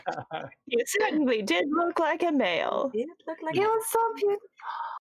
I want to know his name. We have to find out, Emmy. Silence. His name is Silence. I feel like maybe. So are you guys entering as you're having this conversation? Yeah. You're just standing in the doorway, just like, oh my god. Man, that guy was so hot. All right, Eminence and Aery have to be like bodily taken inside. They're just in shock. lift us up by the shoulders. Okay, entering into the interior, you're brought through a small vestibule where you can see it sort of like rises up in sort of this organic arch before it opens into a central foyer. You can see circular stairs rising up to the left. In front of you, you can see doors leading to external chambers that border the edge of the tower. Deep plush carpets coat the interior, and despite the fact that the building is made out of stone, it seems as though almost every effort has been made to liven up the interior. There are plants of all different varieties lining the walls. You can see ferns crawling up across the stone, reaching towards windows high above. You can see varieties of different flowers in small trays, sort of balanced around in different locations. There's plenty of colorful natural light coming in through the windows above. The figure in front of you walks swiftly and smoothly through the center of this corridor before turning off towards the right, where you can see he has the door open and sort of stands there with his hand out, motioning for the six of you to come in. Just before we head in there, are we able to get a sense of like what it smells like in here? Like, obviously there's a lot of plants and things. Does it seem weird that they're like, well, firstly, yeah, does it smell in here? Sure, yeah. Is it So minty? it smells faintly, almost of incense, Okay. almost like a little bit of cinnamon. But that could very well just be from someone having carried a cinnamon tray through earlier. There is a variety of natural scents arising from the plant life that has been very deliberately sort of placed around this interior chamber. Um, you do not distinctly get the smell of mint, though. At a casual glance, you can Yeah. make a perception or investigation check if you want to try to look more closely. Well, I mean, I guess I'm not just thinking about mint as well. Mainly just I want to kind of find out if there are so many smells like they're trying to hide something, like it's, like a 13-year-old boy wearing so much deodorant, or is it just that like it just smells like a lot of different things in here? It just smells like a lot of different things. From what you can see, it looks like the plant life has been in here for a long time, judging by how some of the crawlers are maybe 40 or 50 feet up the wall, and that doesn't happen over a short period of time. So you get the sense that like this is like a well-maintained, deliberately manicured interior. Right. Okay. I would like to check for mint, just in case. Okay. Make me an investigation check then. Sure. Make a mint check. Mint check actually went okay. I don't have awfully good perception. But that's 15. 15 is good. As you're going through, you can see one of the trays. There's like a row of different flowers, and just below it, there is a row of spices. And you can see basil, and you can see thyme, and you can see there is a small mint plant. But there is not like an excess of mint. And like deliberately going up to that plant and sniffing, you smell mint. But as you walk like 3 feet away, it fades away. Yeah. I don't get the feeling that it's like unnatural that I smell it here. Yeah, you do not smell any fey bullshit. Yes. Love it. But yeah, I guess I will stand back. He was ushering us in through the door. He was motioning into a side chamber. Okay, I'll shuffle in through the doorway and blush and not look him in the eye as I pass. He tries to make eye contact with each of you as you come in. Aery will like give like a little like polite bow. He just watches. Natalie will do a very awkward, like, not sure whether to smile, and then there's all these teeth, and then she's like, and then just kind of looks away. Sure. So one by one, the six of you filter into this next room, and you see what basically looks like almost like an oval office. There is a single austere wooden desk towards the back of the chamber. You can see two couches are on the inside with several sitting chairs around the interior of the room. Bookshelves are on the wall, but it is very clean. It is very pristine. You don't see any dust. And in this chamber, you do not see anywhere near as much plant life. There's one single fern in the corner of the room, almost as though it has been deliberately pushed out of the way. And as the six of you enter into the room, he steps forward and closes the door behind you, slowly walks around the desk and sits down in the chair behind, sort of clasping his hands together as he looks at the six of you.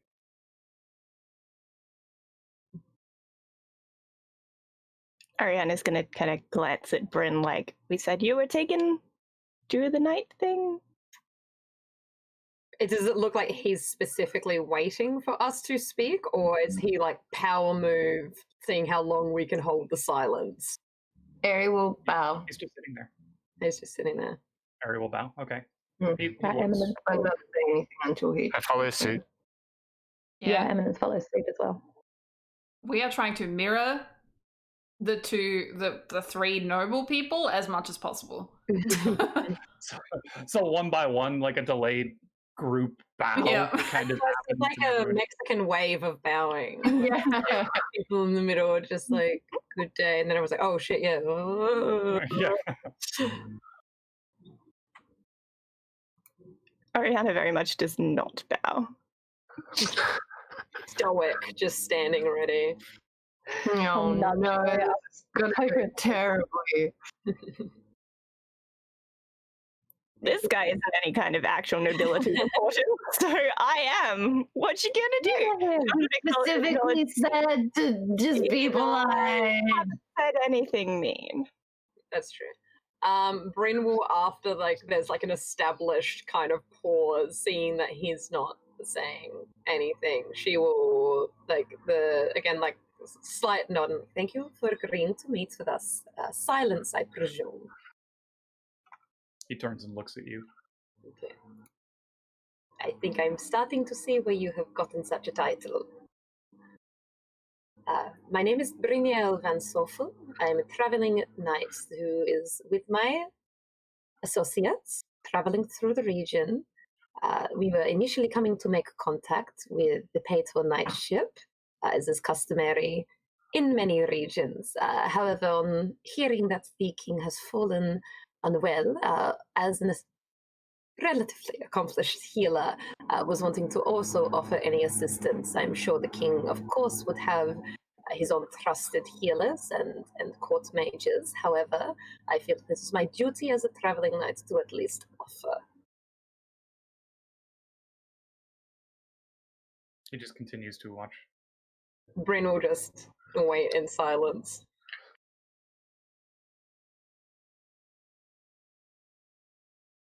Can I? Does someone need to be able to talk to reply to message? I'm not Okay. sure. No, I think they need to understand language. Yes. Well, they understand language to get the message. Mm. They still wouldn't be able to I reply. think because it's magic for a reply, I don't think it requires vocal cords necessarily. It says can reply in a whisper that In a only you can. whisper. Oh, okay. Does that mean they have to physically whisper it? I think they have to physically whisper it Yeah, in you get the the sense they have to same way whisper it. you have to actually whisper. For Oh, I think it's sending that you don't need to be able to speak, because sending is like a specific communicative spell. Yeah, sending is brain spell. Messages. Quiet speaking. Sending is one of the most fucked up spells when you think about it. You're just sitting there minding your own business, and you just have a voice inject into your brain, and you're like, "Holy shit!" Yeah. Every once in a while, your wife just smells bitch. Yeah. Or you just hear on the edge of hearing, kill, kill, kill, kill. Yeah. Oh, God. Imagine Oh, that would be a using great way sending to torment someone. Yeah, to just like make them absolutely lose their shit. Yeah, just Oh, imagine, just like, that's you don't evil. know me, but I know you, and like Yeah. whispering into their brain directly to like sow the seeds of paranoia. Oh, Or just Yeah. every so often, she knows. Mm. oh. Yeah, Diabolical. there. Silence doesn't respond. He just continues to sit with his hands together. Can I, or a couple of us even, insight check him? Like what Yeah. he was, how Yeah, he yeah. was reacting when they said about the night thing and stuff? Yeah, get that insight check. Does that who is able to give insight? Get insight. Oh god, that was terrible. It was a 3. Natural 20. Oh, Good, because that was 9. Yeah, I also have 9 all up. 26 total for Bryn. I kind of 26 feel like Natalie? Eminence is too flustered to insight check. okay. Oh Natalie, boy. 9. 9. I heard a 3 from Aery. 3 total. 9 total. 9 total. And did anyone else? I want to, but I didn't roll, so I wasn't sure if it was too late. So 14 insight, 19. 19. Eredan? 11. 11. Okay. So Oriana and Bryn, he is a hard read. He's very controlled, very stoic. Looking at the nature of this room, which he seems perfectly comfortable in, it's very well polished. It's a very clean interior. The single fern in the corner to you says more volumes about his character than anything else that you've seen. You get the sense that someone has been trying to get plant life in this room, and he has done his best to prevent that. But as far as his actual personality, he has given you almost nothing. So, who is this guy? He's one of the advisors. But he's not the tiefling guy. This is the tiefling guy. Right. I thought the tiefling guy took us to the door, and this was someone else. No, My bad. this is the tiefling guy. He came to the door to look at you and then just walked in. Huh. So at about that point, you hear a knock on the door, and he looks over, doesn't say anything, and the door slowly opens, and inside you see sort of a small, older woman walking in with a tray, and there's a single cup on it, and she kind of shambles forward past the rest of you, puts the single cup of what you can now smell as coffee on the table, and turns around and gets up and starts to walk out before she closes the door. At which point, Silence slowly picks up the mug and...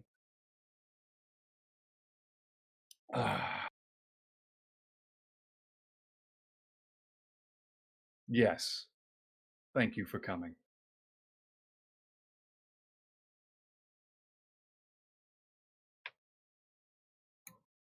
Bryn is just holding his silence at the moment, still gauging,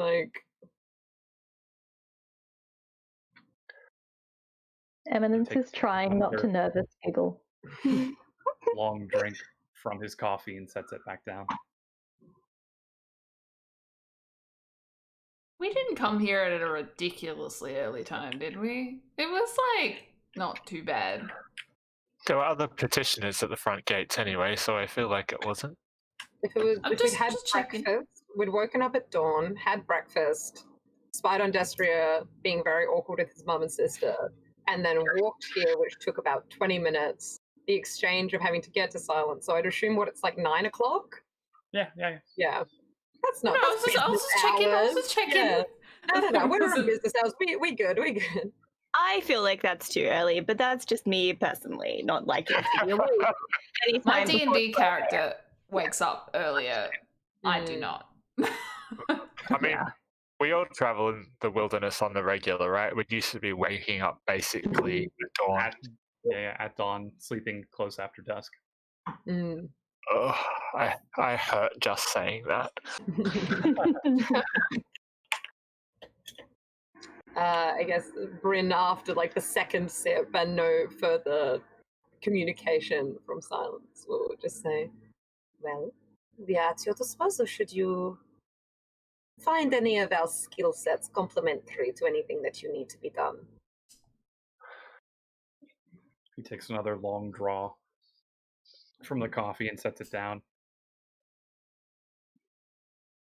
I'm afraid the king's illness cannot be cured by simple magics, though I appreciate your concern.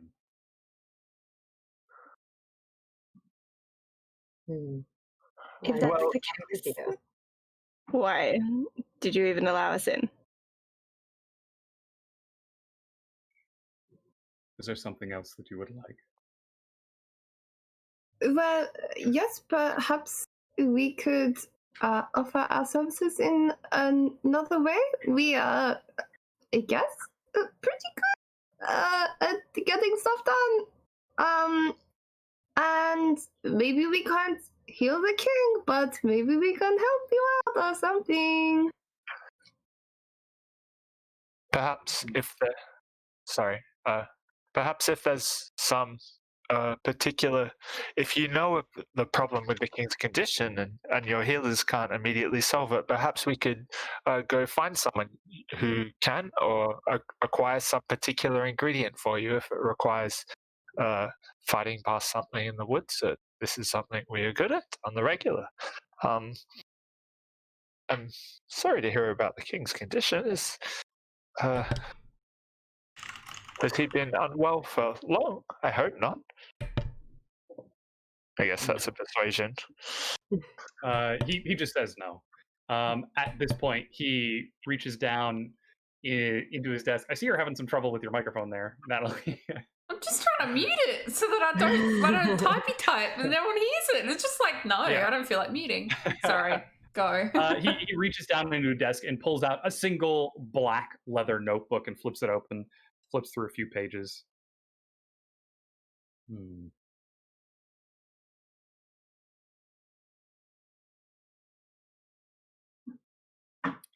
To what degree would you think you are experienced as adventurers?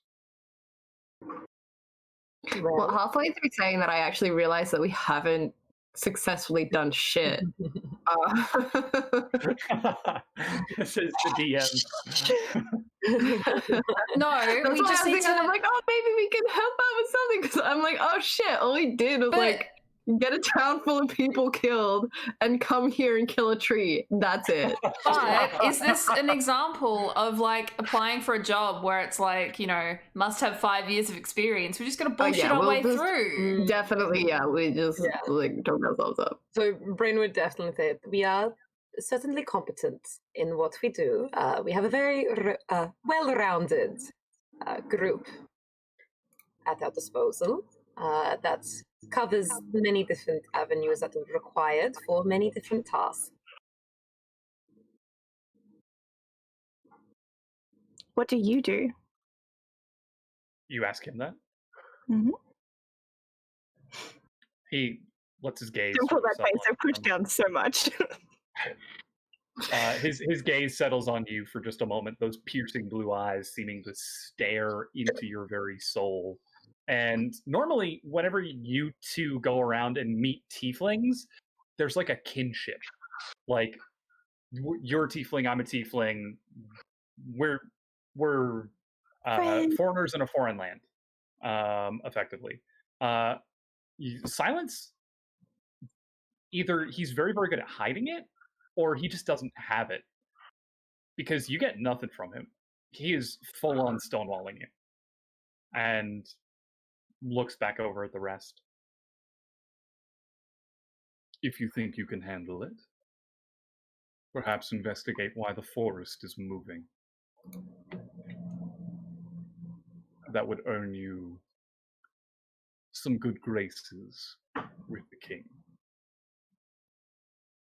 We can do that, certainly.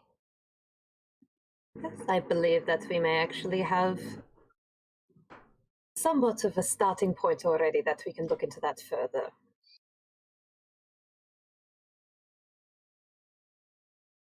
Is there any information that you may have access to that we can't get from the common people? We have spoken to a few people about it, but no one seems to really know much. I assume you would have, a better vantage point here. Yes. Can you share that with us, perhaps? No. Okay. Well, Aery, it is certainly a good opportunity for us to be able to prove the caliber of our party. Oh, yes, and we will, for sure. Wonderful. Well, I guess she'll just like write down where they're staying and like the room and stuff in general, like kind of contact. We will look into this with post haste for you.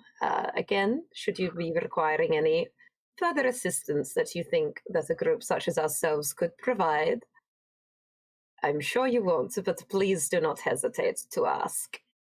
And she'll just slide the piece of paper over and then just... He slowly reaches over, picks it up, and you can see he writes something in the journal.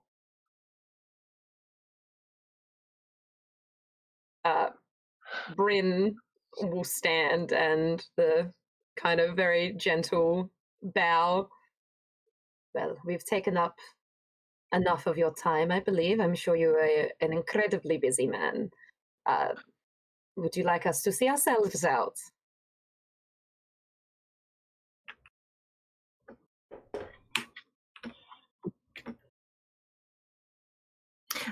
I think we can take that as a yes. We'll take our leave for you. Goodbye. He takes a sip of the coffee and settles it back down again. Do feel free to stay for lunch.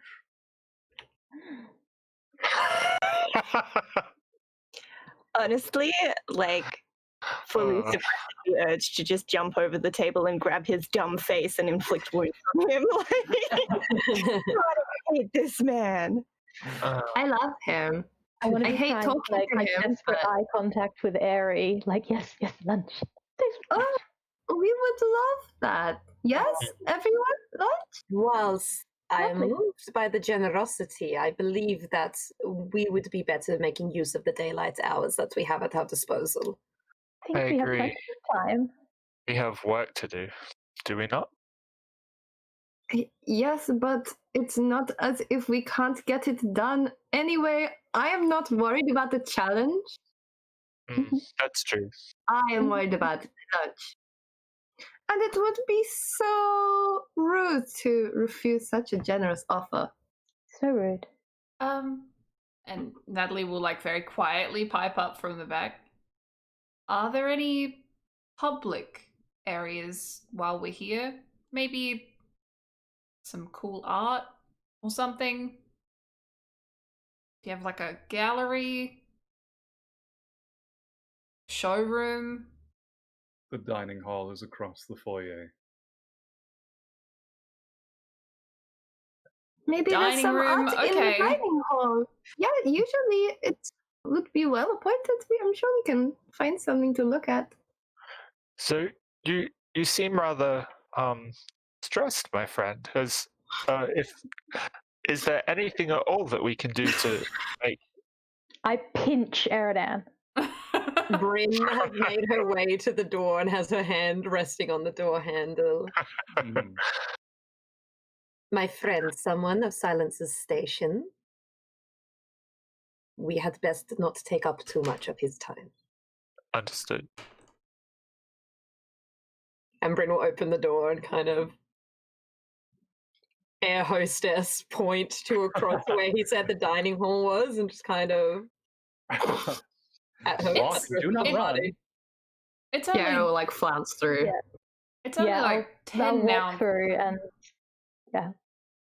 kind of speed walk through. Like I'm sort of desperate to get out of there and just sort of flustered.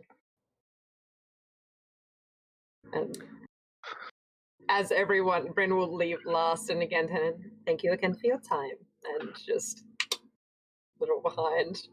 Yeah, he doesn't nod, he doesn't smile, he just watches you close the door until he disappears from view. As expected. Yeah. You are now in the foyer. You can see that there is a single guard stationed immediately outside of the room. And as the six of you start to walk out into the foyer, he says, I've been assigned to keep an eye on you six. Wonderful. My name is Brynjael. That's so full. What is your name? My name is Joffrey. Hi. Oh, fuck. Can we kill him? And then he chokes to death on nothing. You can see that he looks like he's just freshly out of the recruitment. Like his armor doesn't fit. His helmet is like a little tilted to the side. Oh, well, they obviously don't see us as much of a threat, huh? Well, we could be not a threat, or they could be respecting that we are being respectful. Well, yeah, you know the Brett? thing.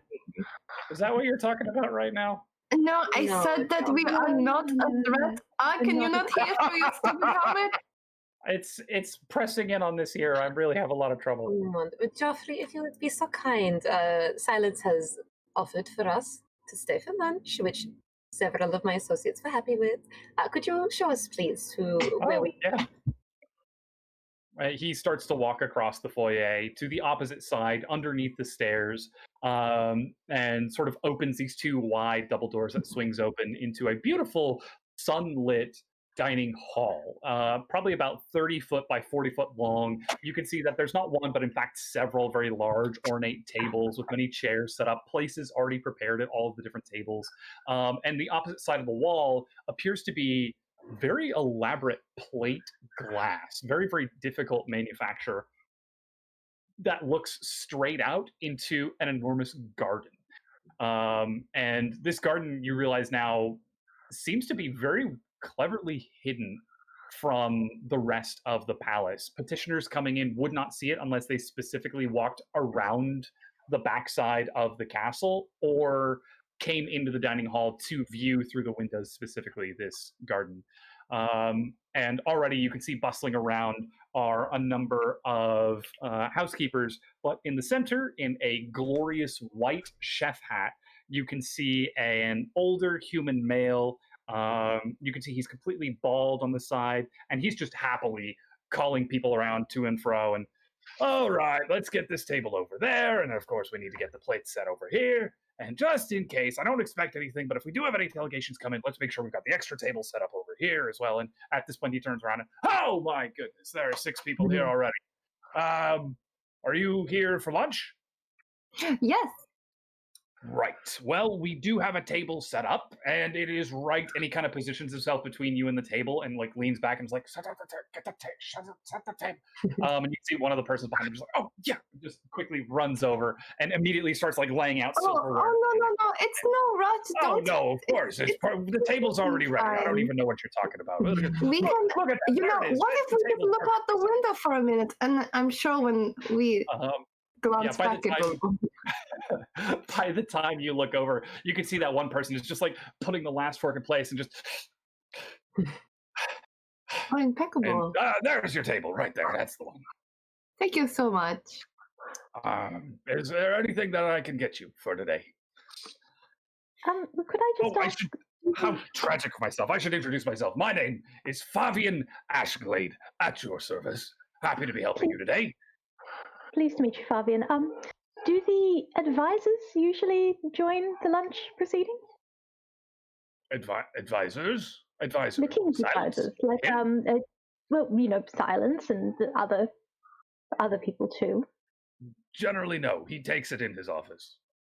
Oh. More of a. He's an excellent advisor. He seems like it.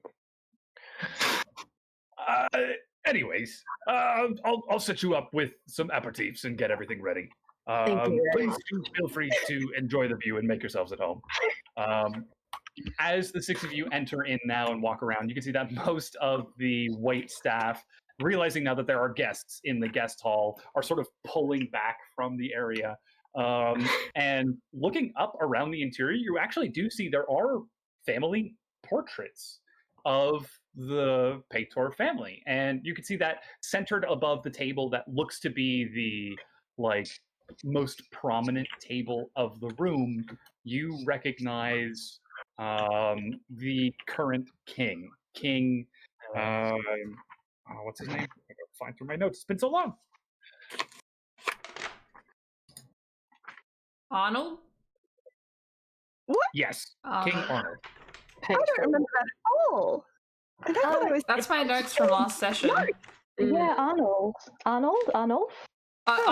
I think Arnold. it might be spelt different. Sorry, I said smelt twice. It's conventional spelling, Arnold. But you do see a striking resemblance, almost identical, to the statue that you saw in the Forest of Statues.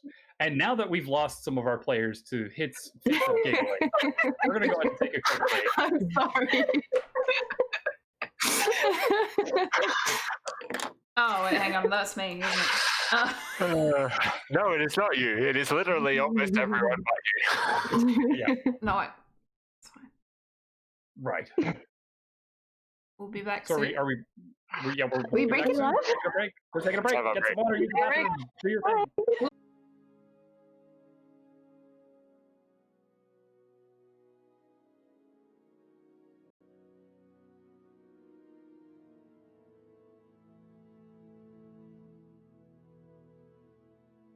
Blam. And we're back. Welcome back, everybody. We are here to resume the Chocolatiers and play more Dungeons and Dragons. Where we last left our heroes, they were just sitting down for lunch in the dining hall, whereupon they saw the large painting of the king of Valater and noticed its striking similarity to the statue that they found within the Forest of Statues. As you were sitting around at this sort of side table, pulled out of the way, you could see most of the wait staff is already pulled out of the room. I believe his name was Fabian, the chef, introduced himself to you, and he decided to give you guys some space as well. Is there anything else that you guys want to do in this room? Is there no one sort of around us right now? Yeah, where's Joffrey in some- conjunction with us? He's waiting by the door. Okay. Okay. Oh my god, the king is sick, but what if what the king is sick with is being dead? I would, while this is going on, sorry, just in the background, I'd like to be, I've pulled out a bit of parchment. I'd like to be taking down like a rough sketch of the king's portrait, so we've got something for reference. Sure, make a performance check. That dice flew off the table, so I am rolling it again. It's always fun when you see someone rolling a dice in the webcam and they're like, yeah. And then totally goes out of frame. You're like, oh. Gone. That's 23. 23. You get a pretty good likeness of the painting.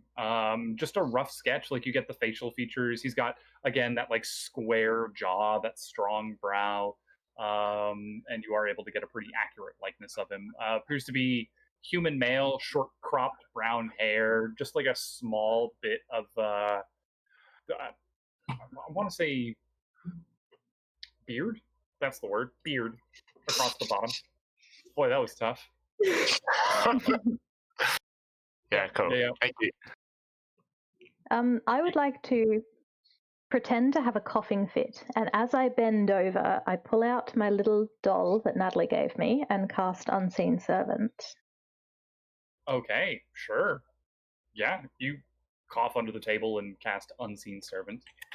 Okay, and I would like to whisper to the servant, see if you can find that man, and point to the painting, but do so without being noticed.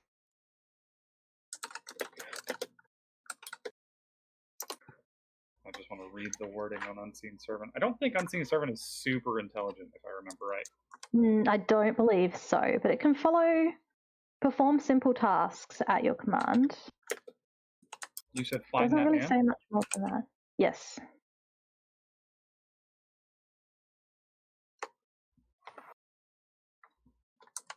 It can perform simple tasks that a human servant could do, such as fetching things, cleaning, mending, folding clothes, lighting fires, serving food, and pouring wine. If you command the servant to perform a task that would move it more than 60 feet away from you, however, the spell ends. But stay within 60 feet. How big is the dining hall? About 30 feet by 40 feet. Let's go see if he's outside. At best, it has 30-foot range outside of this room. Yeah, he's just gonna like step outside the doors and just T-pose. Like, hope the king walks past. Yeah. I mean, The it does servant- last for an hour, so he could just... Yeah, the servant mill around. imperceptibly just kind of nods to you, and then, to the best of your vision, just vanishes.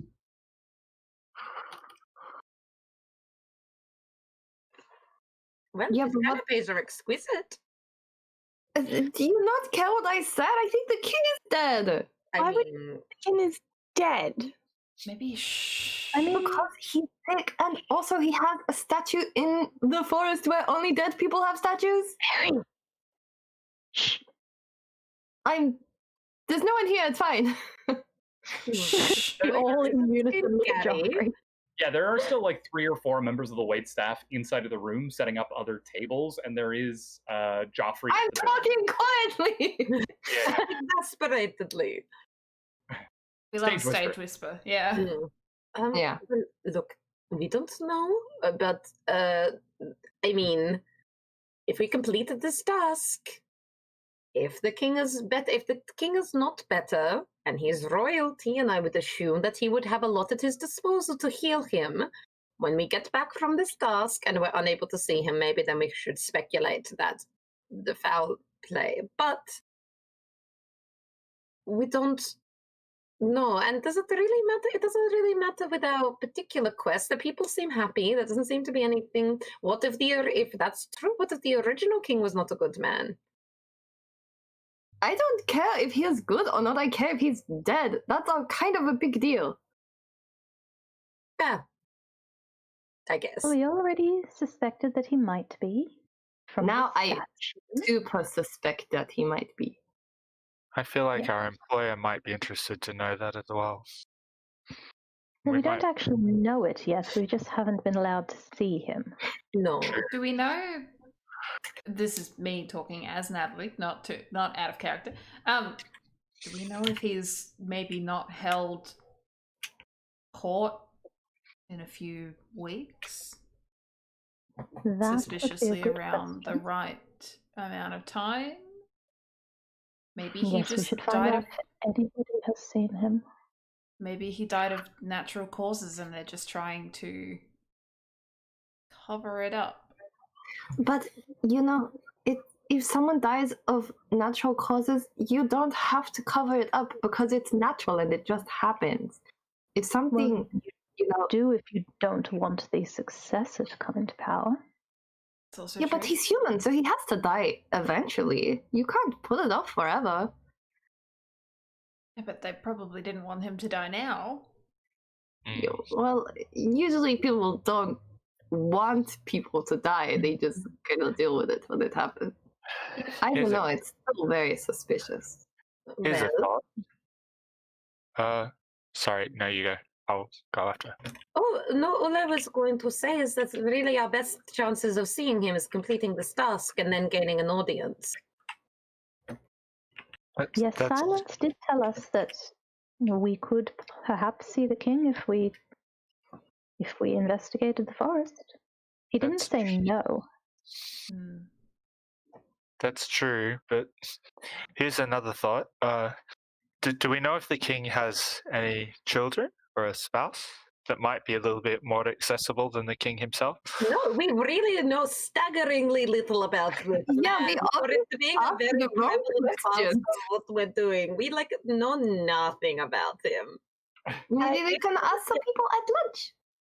You said that the But- portrait had people other than the king in it. Do they look like a family, like wife Yes. and kids family, or? So there are other portraits. You recognize to the side of the portrait, you see what looks to be a younger version of the current king underneath what looks like a mother and father, and you actually can recognize the mother and brother father.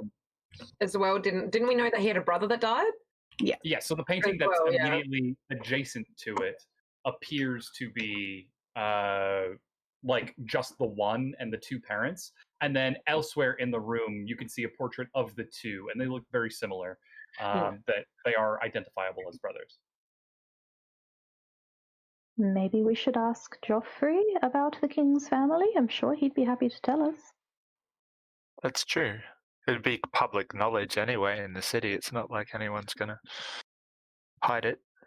Yeah, we just never really thought to ask her. Little boy. And I'll snap my fingers. And Brynjael, Joffrey, if we could have a moment of your time. Oh yeah. He makes his way over to the table, clacking and clanging in his armor. Okay. Almost drops his spear. I believe Eminence has a couple of questions for you. Okay. Yes, What? we were just wondering because we're Do you quite need new. food? in- I can No, get the no, house no, prepared no, out there, right there. no. The food is fine. The food is lovely, doing Okay. very well. We're just wondering because we're quite new in town. The king's family, do they often dine with the rest of the people? Do the what? What the what? The king's family, his children, the queen, are they often seen around here? We haven't No, met them. he's single. He doesn't have a wife or children.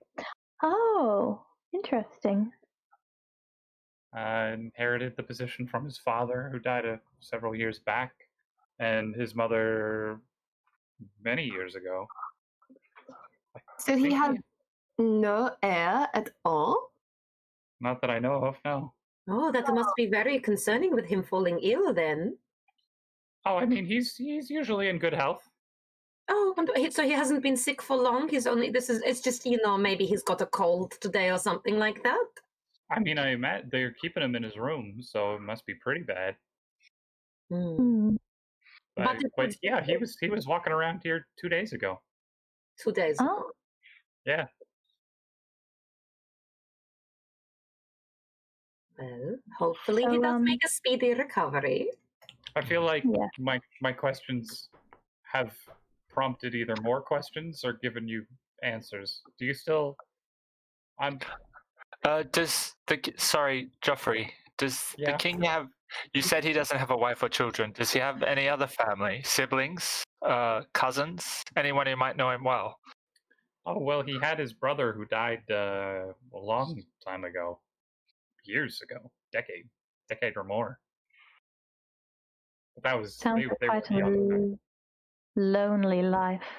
But he has his advisors. Does he have any friends? Oh well, sure. I mean, there's Natalie, who he spends a lot of time with. I mean, you met Fabian. Fabian is great. He likes silence. I haven't figured it out. Maybe it's because I'm new here, but he spends a lot of time with silence. And then so you spend together a lot? Oh yeah.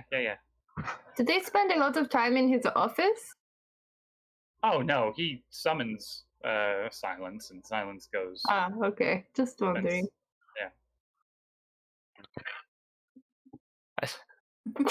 Yeah, there's Cassius, and then there is Elromior.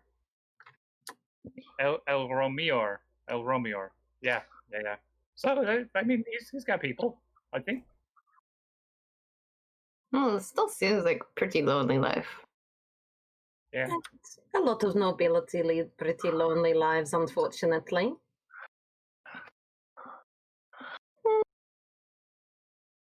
I wouldn't know. Oh, speaking of, here's Elromior now. And looking over towards the front door, you can see walking in, you see a male high elf with golden skin.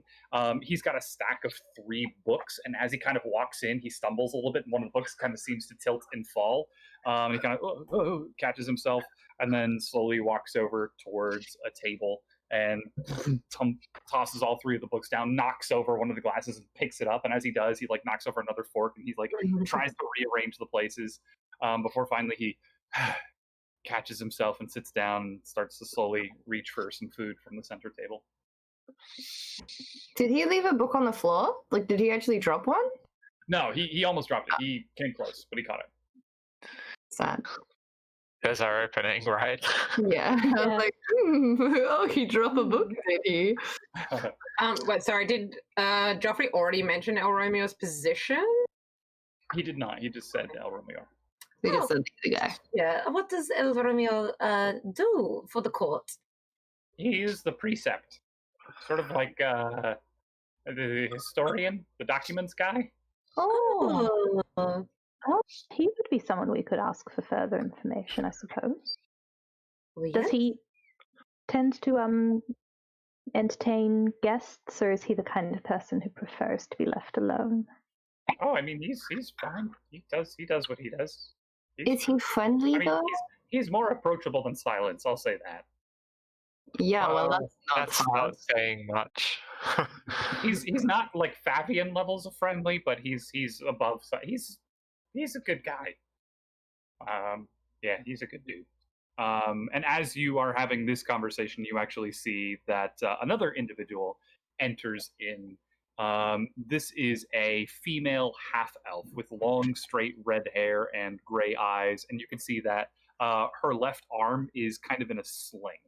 And she walks over and just slides into a seat next to Elromior. And underneath her clothing, which appears to be pretty loose, you actually can see, like, Natalie, you can recognize this as well. She is fit.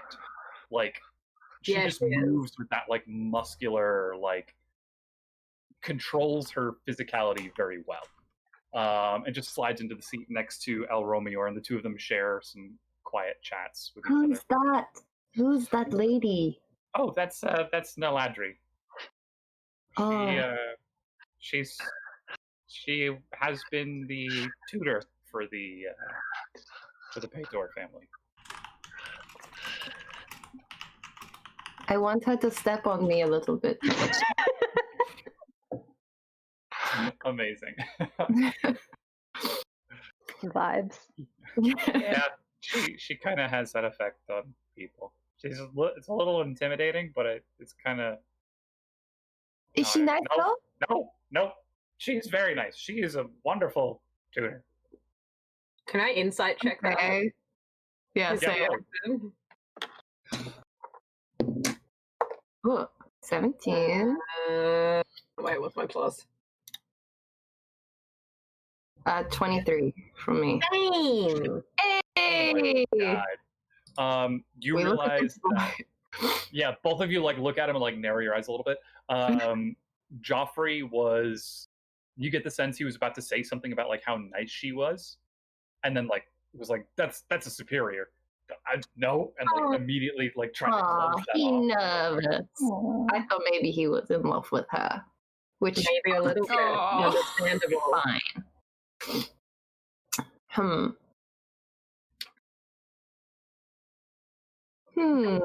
Certainly, Romeo, probably in terms of the forest moving, might be someone we can speak to at some point. Oh yes, definitely. You do you know if usually the people who have the lunch in here but don't work for the palace, do they ever, mingle, like speak to those people? Well, yeah, I mean, it's. I'm not saying that we're a classist empire built on class division in order to fuel a social structure that is intended to keep the political power in the hands of the nobility, but it's really kind of a do-your-own thing. We just respect others and they'll respect you. That sort of, unless you're silenced, then you do whatever you want. Yeah, does Silence like anything? Like, is he always like that? Is he ever like chill? He'll drink and just like. Heard he's got a weakness for coffee, and I have heard that if you can get him drunk, Emmy, he is a great time. But the hard part is that he doesn't drink. I don't know. Yeah, well, have you heard of coffee liqueur? Because I know where to get some. I mean, I'm just saying. We should buy some me. coffee. Yeah, well, thank you so much for your information. You have been very helpful. I hope one day you get a helmet that fits on your head. Speaking of, and Natalie will just rise quickly and just kind of like gesture with her hands like towards his helmet and just be like, "Do you mind?" Like not like actually touch him, like ask him if. Sure. Yeah. See, Natalie's so nice. She'll like adjust his helmet into a way that like sits it in the middle, and she'll be like, "Look, while it's too big for you at the moment, maybe until you get something else, maybe try a cap underneath, or if you have something that can kind of buff it up from the inside, it'll make it sit a little bit nicer, so it's not just constantly rolling off your head." He kind of looks around and sees that nobody's watching, so he goes to one of the empty places on the table and just takes one of the napkins and really quickly like lifts it up, and you can see that he's bald on top, and just like takes the napkin and like ties it around like a fake turban and puts it on, and it sits nice and snugly now on the top of his head. Perfect. Oh, that is good. Huh.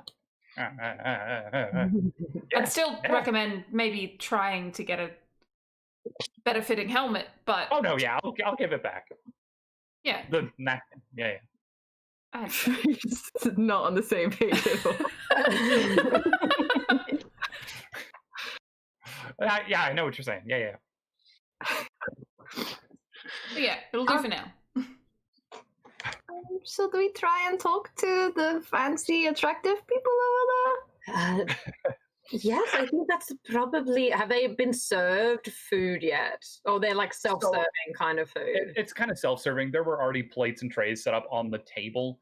But you can see that one of the waitstaff comes over and they kind of speak quietly amongst themselves, and the waiter does like a deep nod and then starts walking off, seemingly to take some sort of special request. Hmm. Well, they seem to be getting something in particular ordered for them, so probably I'd recommend before they start eating. I know that I don't really like if someone interrupts me while I'm in the middle of a meal. That's very fair. Did you need me? I don't think that we ordered in. I don't know if you need the connection of a knight to really do anything. I don't know if I... But would you like to go? Well, you know, I'm always happy to socialize, but they do have some very nice pastries and things. So I'm happy really with like anything. Well, who I'll wants go with you, Aery. people? Oh, any good? Anyone? These people terrify me. You go ahead. No? Okay. I can come with you and just, you know. I just don't want anyone to feel left out. Look, I'll come and I'll just like stand behind you guys a little bit. Okay. I'll go talk to them. Okay, I'll stand up and wait for Aery, and if you join me, I guess we head on over to the peeps. Sure. So who's going over? Aery, Aery and Bryn, and Bryn. Eddie. If Natalie is sitting and eating, Oriana will also sit and eat, so she's not sitting by herself, but she's gonna like Dagger eyes across the room. Block the rest I'll of the just crowd. like I'll like have my back to them, but watch Oriana's face as like a tell of what's going on. Yeah, I just like to, if I'm able to, keep an eye out for things going downhill. If it looks like it's going fine, she's not going to get up and interfere. Mainly why Bryn's with them. Yeah. And But it's Eredan, true, you're staying at the not table because- as well, or are you going to? Sure, I'll go with them. So the four of you Eminence walk is like over. tugging on his sleeve as he hesitantly. The four of you head over. You can see that the two of them are having casual conversation, at which point Natalie kind of looks over her shoulder and sees the four of you approach, and their conversation goes quiet for a moment as she just gives a warm smile and returns back to her meal. Are they She sitting just looks away at the from same side of the table? Like, is Yeah, they're on there the same side of the table, side by side. so we can there go a spare seat over the other side of? Oh, you go around to the other side? Yeah, I'd like to go around to the other side and slide We're into not a like standing seat. behind them. Mm-hmm. It's a little creepy to just walk up behind someone and stand there. Breathe on Sure. the necks. Just Yeah. Your hair smells nice. Yeah. You're really pretty and I like you. Strong lady. Okay. Have you guys seen Middleditch and Schwartz? I don't think No. so. Oh my gosh, it's Netflix improv. It's so funny. But one of the lines is like, do you ever just want to go up to someone and just like breathe their breath? It's like, what? Anyways, go ahead.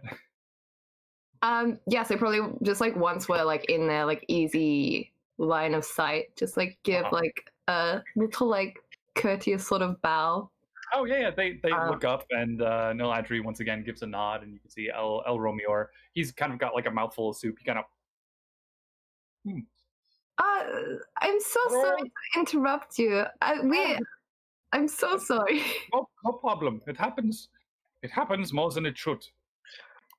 Good morning. Good afternoon. Good Yes, morning.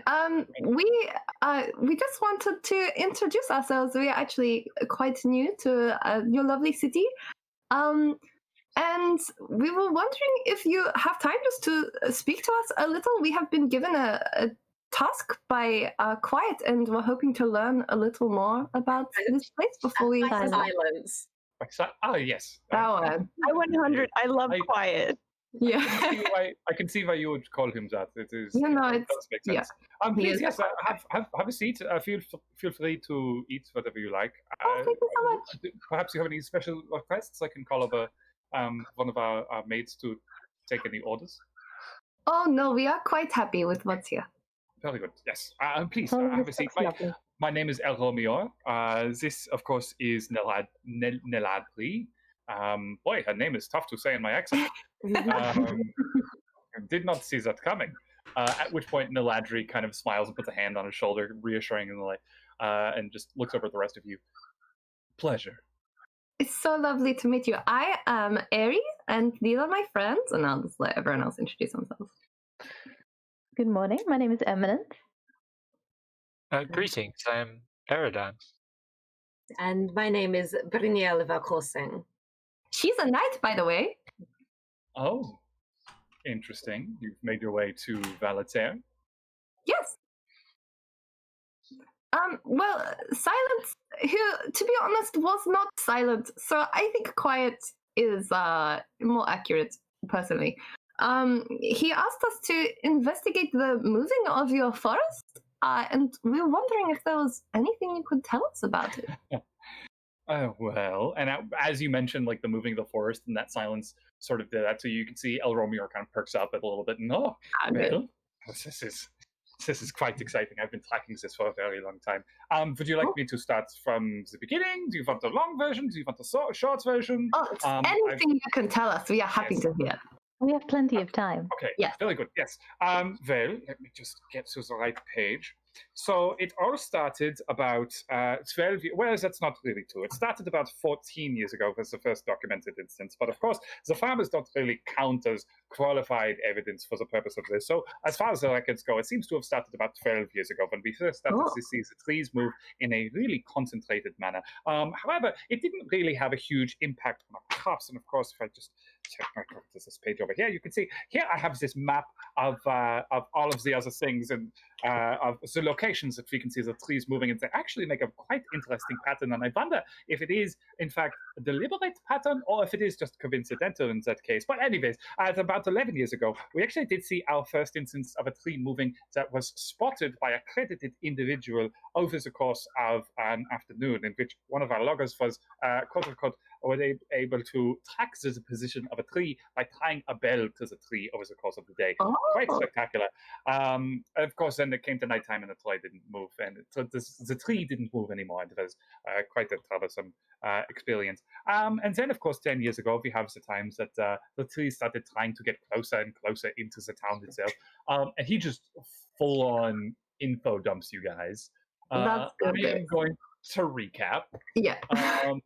So about a dozen years ago, the trees started to move. Reports come in from sooner, but they're not super verified. About a dozen years ago, trees started to move. From what you gather, the trees, these are not trees that are just like appearing and growing. These are trees that were deeper in the forest and have now moved out of the forest. And they have basically pointed the direction based on the movement of the trees coming out and following like different angles of the trees' movements over time and over long distances that point to the center of the forest from many different separate isolated experiments. It is very infrequent to see a tree itself moving. There are no stories that in the history of the town or even in the history of the Deepwood that corroborate the trees moving in such a concentrated manner. You get the sense that this is like a new precedent, a new event for the town of Valater, and that this is something that specifically El Romeor has been trying to figure out for a long time.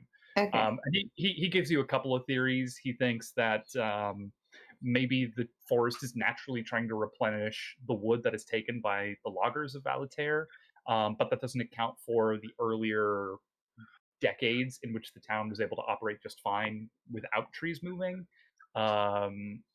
He thinks that maybe there could be some Fey bullshit going on that would require investigation. Oh, we think the same. By going into the Feywild. He's particularly excited that you agree.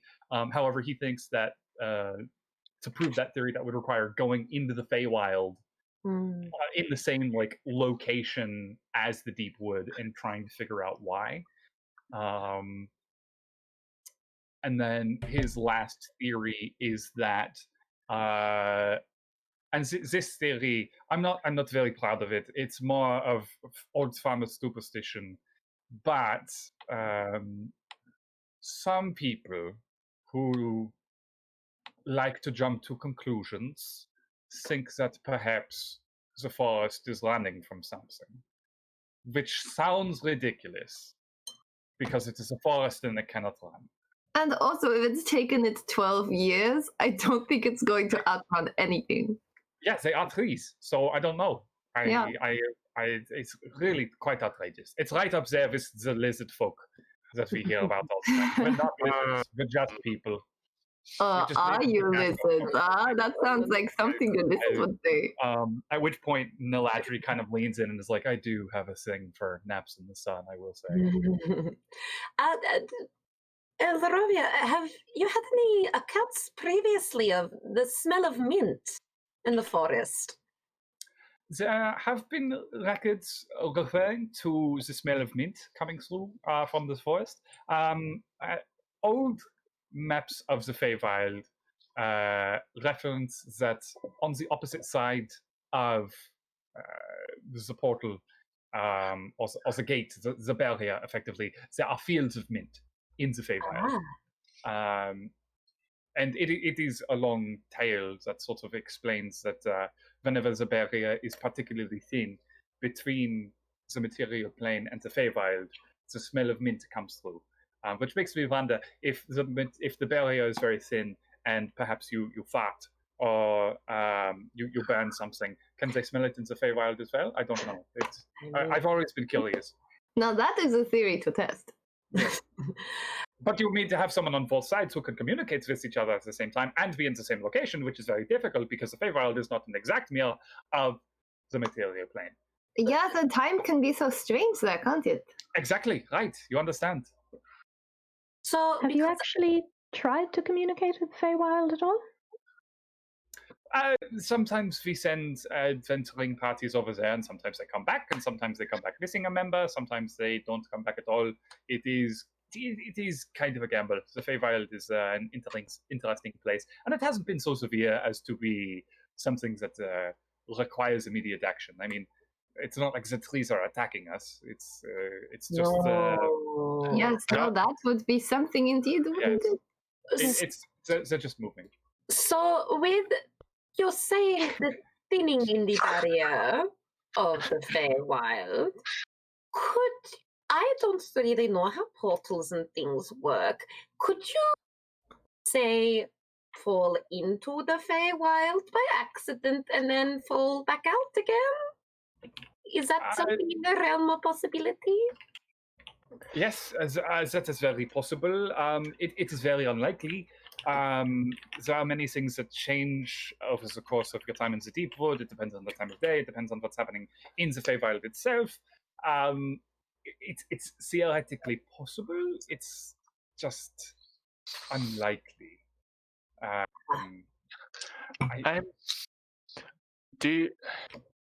Sorry to interrupt your chain of thought. You've done an amazing job of gathering all of this information. Thank you. That's a lot of effort. Kind of holds his book to his chest really heavily. Do you know of any way one might prevent oneself from falling into the Feywild whilst traveling through the woods? Not somewhere. Isn't that the question? I have dabbled a bit in magic myself. You could try to create a planar anchor, but that would be very difficult and very expensive. Alternatively, if you have the capacity to change planes yourself with some sort of powerful magics, the moment you realize you are in a different plane, just jump back to the material plane. Yes. So that of course depends on the type of spell. If it is a teleportation, you need a circle, you need a destination. If that is a gate spell, you need to know where you're going, which means you need to understand where you are in the material plane. It's all very difficult. I see. So theoretically, alternatively, don't go into the Deepwood. That's fair. It's easier said than done, though, unfortunately, in our line of work. I mean, especially if Silence have asked you to investigate. Yeah, I feel like going into the Deepwood is exactly what we are going to have to do. Yes. Would it be possible maybe to get a copy of your maps? Oh, I can certainly try to start drawing some. They are my own sketches. They are not. Only if it's not too much trouble. I will start working on them. I think I can send them to you. You said Silence knows where. Do you? Yes, we are staying at the Golden Tankard. Oh, lovely! Askat is fantastic. His desserts. Oh yes, he's wonderful. Oh. He is working on a new drink. It's liquid chocolate. I think you would really like it. Liquid chocolate, you say? Well, We're helping him. Specifically, Bryn is helping. She is very good at this sort of thing. Ja, sehr schmackhaft, sehr schmackhaft. I am very excited to hear, to taste this drink. You should come visit us. What, now? Yes, You're here now? Not right now. We are here. You can't visit us over there. If it's not too much in your schedule, though, when you're done with the map, if you come in person, I'm sure Askat, by then he's probably going to have the chocolate drink a lot more effective. Yeah. Perhaps you could join us for dinner. Yes, perhaps. There's no reason why not. I see no reason why not to do that. And you're welcome to invite all your friends. Naladri, you're welcome to come if you'd like to ask anyone else. Silence or any of your other friends. Naladri kind of looks over and, well, if the king is indisposed, I see no reason why we can't go out and have a drink. Yes. It's very sad to hear that the king as well. I do hope he makes a speedy recovery. Oh yes, we were so hoping to meet him. He is quite tenacious. I'm sure that he will recover in no time at all. Oh, well, we shouldn't take up any more of your time. Thank you so much for speaking with us. You've been so helpful. It was a pleasure to meet the four of you. And, of course, any chance to get El Romior talking is worth witnessing. El Romior, at this point, you can see that he's got a cup of tea, and he just... I love this man. He's such an idiot. He's great. Very hot. It's very hot. Ah, yes. It was a pleasure. It was a pleasure to meet you. Oh, she can. We all shake his head at the same time. Everyone just comes in for a big old group hug. As you guys go to shake hands, you realize that is the hand that he just used to wipe his mouth. So it's like a little bit. Whatever. Oh my god. Why do I picture him as Daniel Jackson from early season Stargate? Yeah. Oh, wow, yeah. Curious question. What is Oriana's face doing this whole time?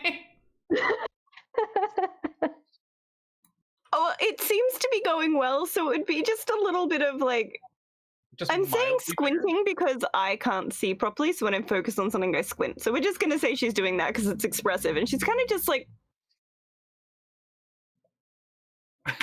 So Natalie will just like has like some really concerned eyebrows, but like looking at you like, is everything going okay? Are we good? Is it good? Are we good? How do you express on a face that doesn't do very much expressing that I think everything is probably fine, but honestly, who knows? Like, painfully neutral expression with just like the very slightest like eyebrow down on one side. Like, just a little bit of like judgment. So yeah, Natalie is absolutely like, oh my god, what? How?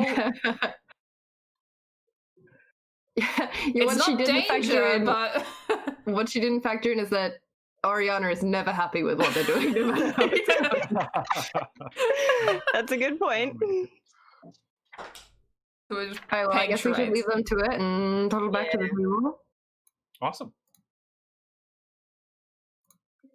Well, they seem very nice. They were so nice. You are going to meet them as well. They're going to come to see us for dinner.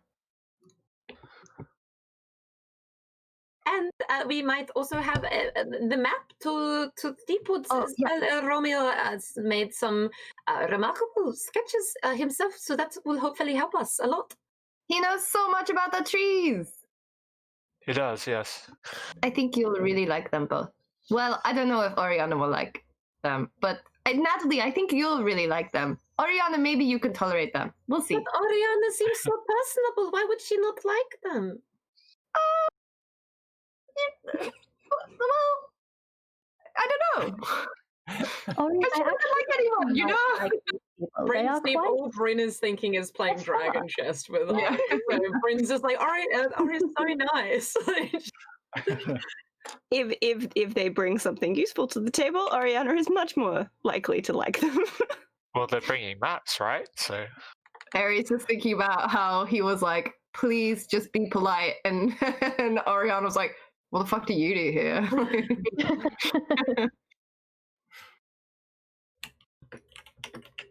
So more meals with people. Would you say it has been an hour or so since I cast my Unseen Servant? Or?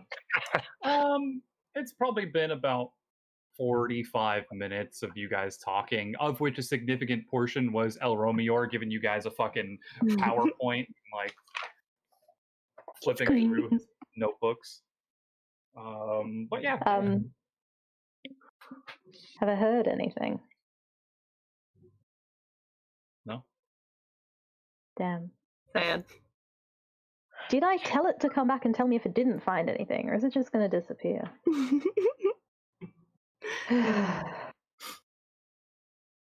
I believe you said, find this man. So it just went there.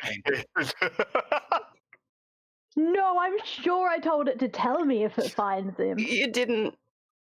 Oh, fuck. You said find this man, and then when we heard that he couldn't go further than 60 feet, you specified not to go too far away, but you did not tell him to come back and tell you. Amazing. All right.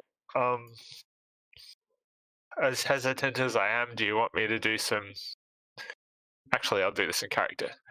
Everyone, we haven't heard back from Emmy's servant. Should I tell us that she cast it? No. Because she was secret squirrel doll. Yeah. I kind of imagine that if you were sitting right next to me, you'd probably know what was going on. Because you had to talk to it, right? Yeah, I do have to like physically talk to it, so I whispered to it what to do. Yeah, Eredan probably would have heard that. Yeah. Well, I haven't heard anything from it. Wait, so you have a servant you can't see? Yes, I can cast him at will. That's so cool. It's pretty cool. I've used him before. Like 3 times to help the party. We had him walking in front of our Used him in the forest as well. Yeah, Bryn has -1 intelligence and doesn't really know magic, so she's like not really ever understood what's going on with that. All right, I settle in to explain to her what is probably the 5th time what my Unseen Servant is capable of doing. I'm like, he's not a real servant. He does disappear when I'm not using him, so he's made of magic. He's not actually a servant. Well, because I have 3 retainers, but they don't disappear when I'm not talking to them. They just go and like live lives and stuff. Oh, that would be nice.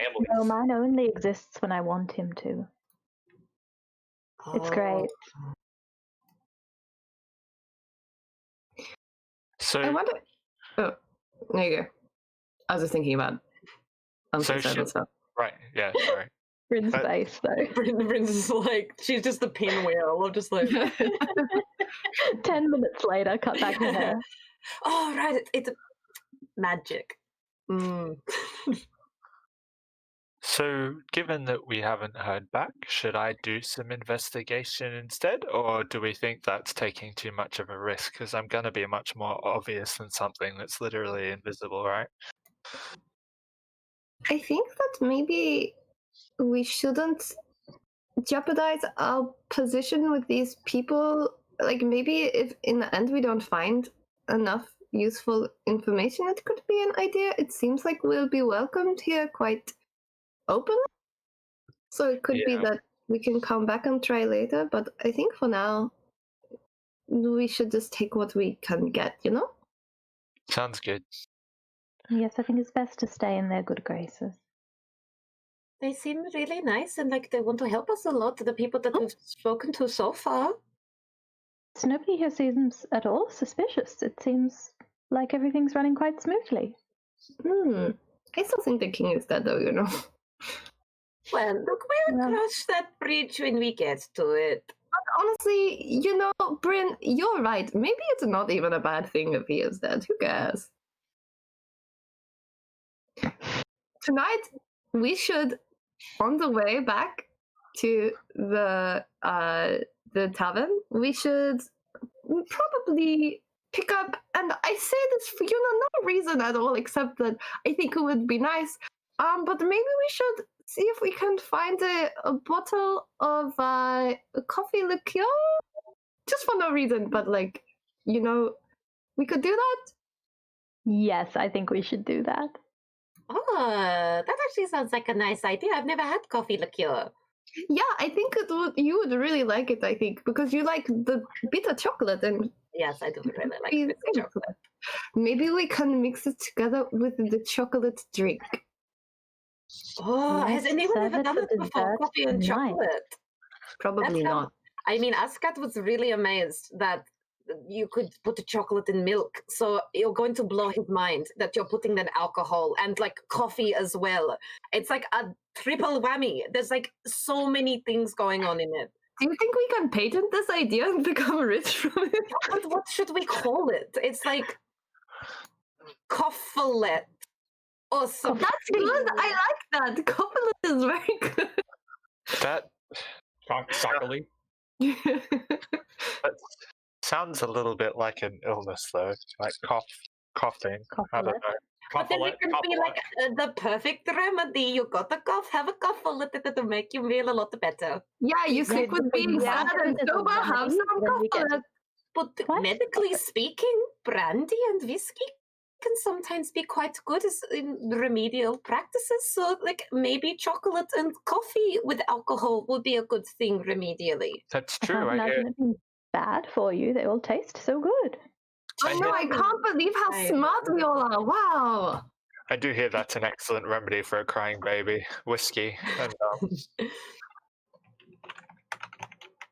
a better remedy is to just go where the baby isn't, to be honest. Yes, well, we should definitely pick up some coffee liqueur. And we can tell Askat all about ideas. And then we can host the nobility for dinner. And we can get some more information. Yes, so good. And nobody gets hurt. And we do a good job. I like this one. Do you think we should time skip to that or just fuck around for a few more hours?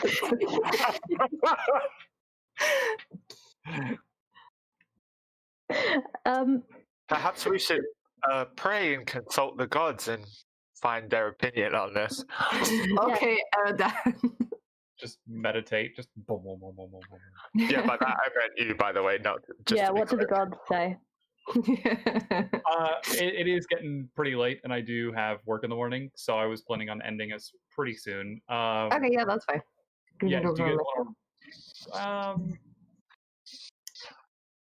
yeah, so you guys have some plans right now. I think, yeah, you know what? I think this is also a good place to call the session. At this point, Joffrey comes over and helps escort you out of the castle and back out into sort of the training grounds. It's probably close to about noon at this point. The sun is nice and high in the sky. Do we get a glimpse of silence as we leave? His door is closed. Sad. Just send message. Goodbye, we're leaving. Yeah. Point to.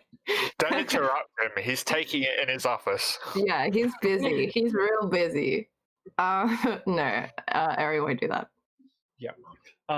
You do see Fabian once again, the chef. You do see an older human as well. Excellently dressed with like cropped hair on the side of his head. Very regal looking build. And he just swiftly walks past the six of you, intent on some other purpose. But that aside, you 6 find yourselves back out onto the castle grounds, start making your way back to the Golden Tankard, and that is where we will end the session, and I will take notes. Do we? Are we able pick to up say we get the coffee liqueur? on the Yeah. way? Yeah, so I'm adding it in the notes right here. Yeah, go ahead and get the coffee liqueur as well. That seems like a good idea. So are you going for like good coffee liqueur or just like coffee? Very the high good. quality. As good The as good high as possibly quality get. shit. Yeah, so you can find like a good bottle for like 5 gold. That's like high quality stuff. Oh yeah, get 2. Yeah, I was gonna say because I mean, one is a gift, right? One is for you guys. So, Yeah. one is for us, and one is to bribe this hot tiefling into being our drunk friend. So while that's happening, I will have snuck off to the side and done a little bit of shopping on my own, which I will link you about later, Dom. Yep. Oh yeah, would Bryn's scarf be ready yet? How many days did the lady say that would take? That's a good idea. Let's check the VODs and find out next week. Okay.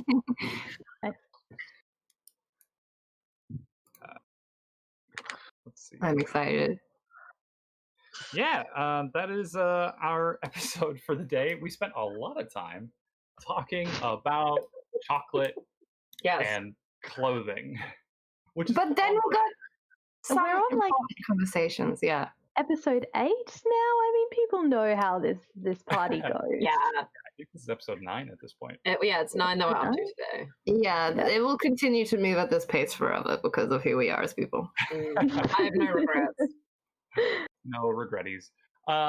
Excellent. Why don't we go ahead and say who we are and what we do and where you can find more of us, and then we'll go ahead and sign off. So Bryn, kick us off. Goodbye, everyone. I'm Alishiera. I am a content creator for Legacy Esports. I stream Tuesday to Fridays and sometimes on the weekends. And I'm working on some YouTube stuff as well. And Kat and I have a podcast which will come off of hiatus very soon. Yeah. Because Maybe. we did that and then didn't do that. But will we do it again? Maybe. Check back in later to find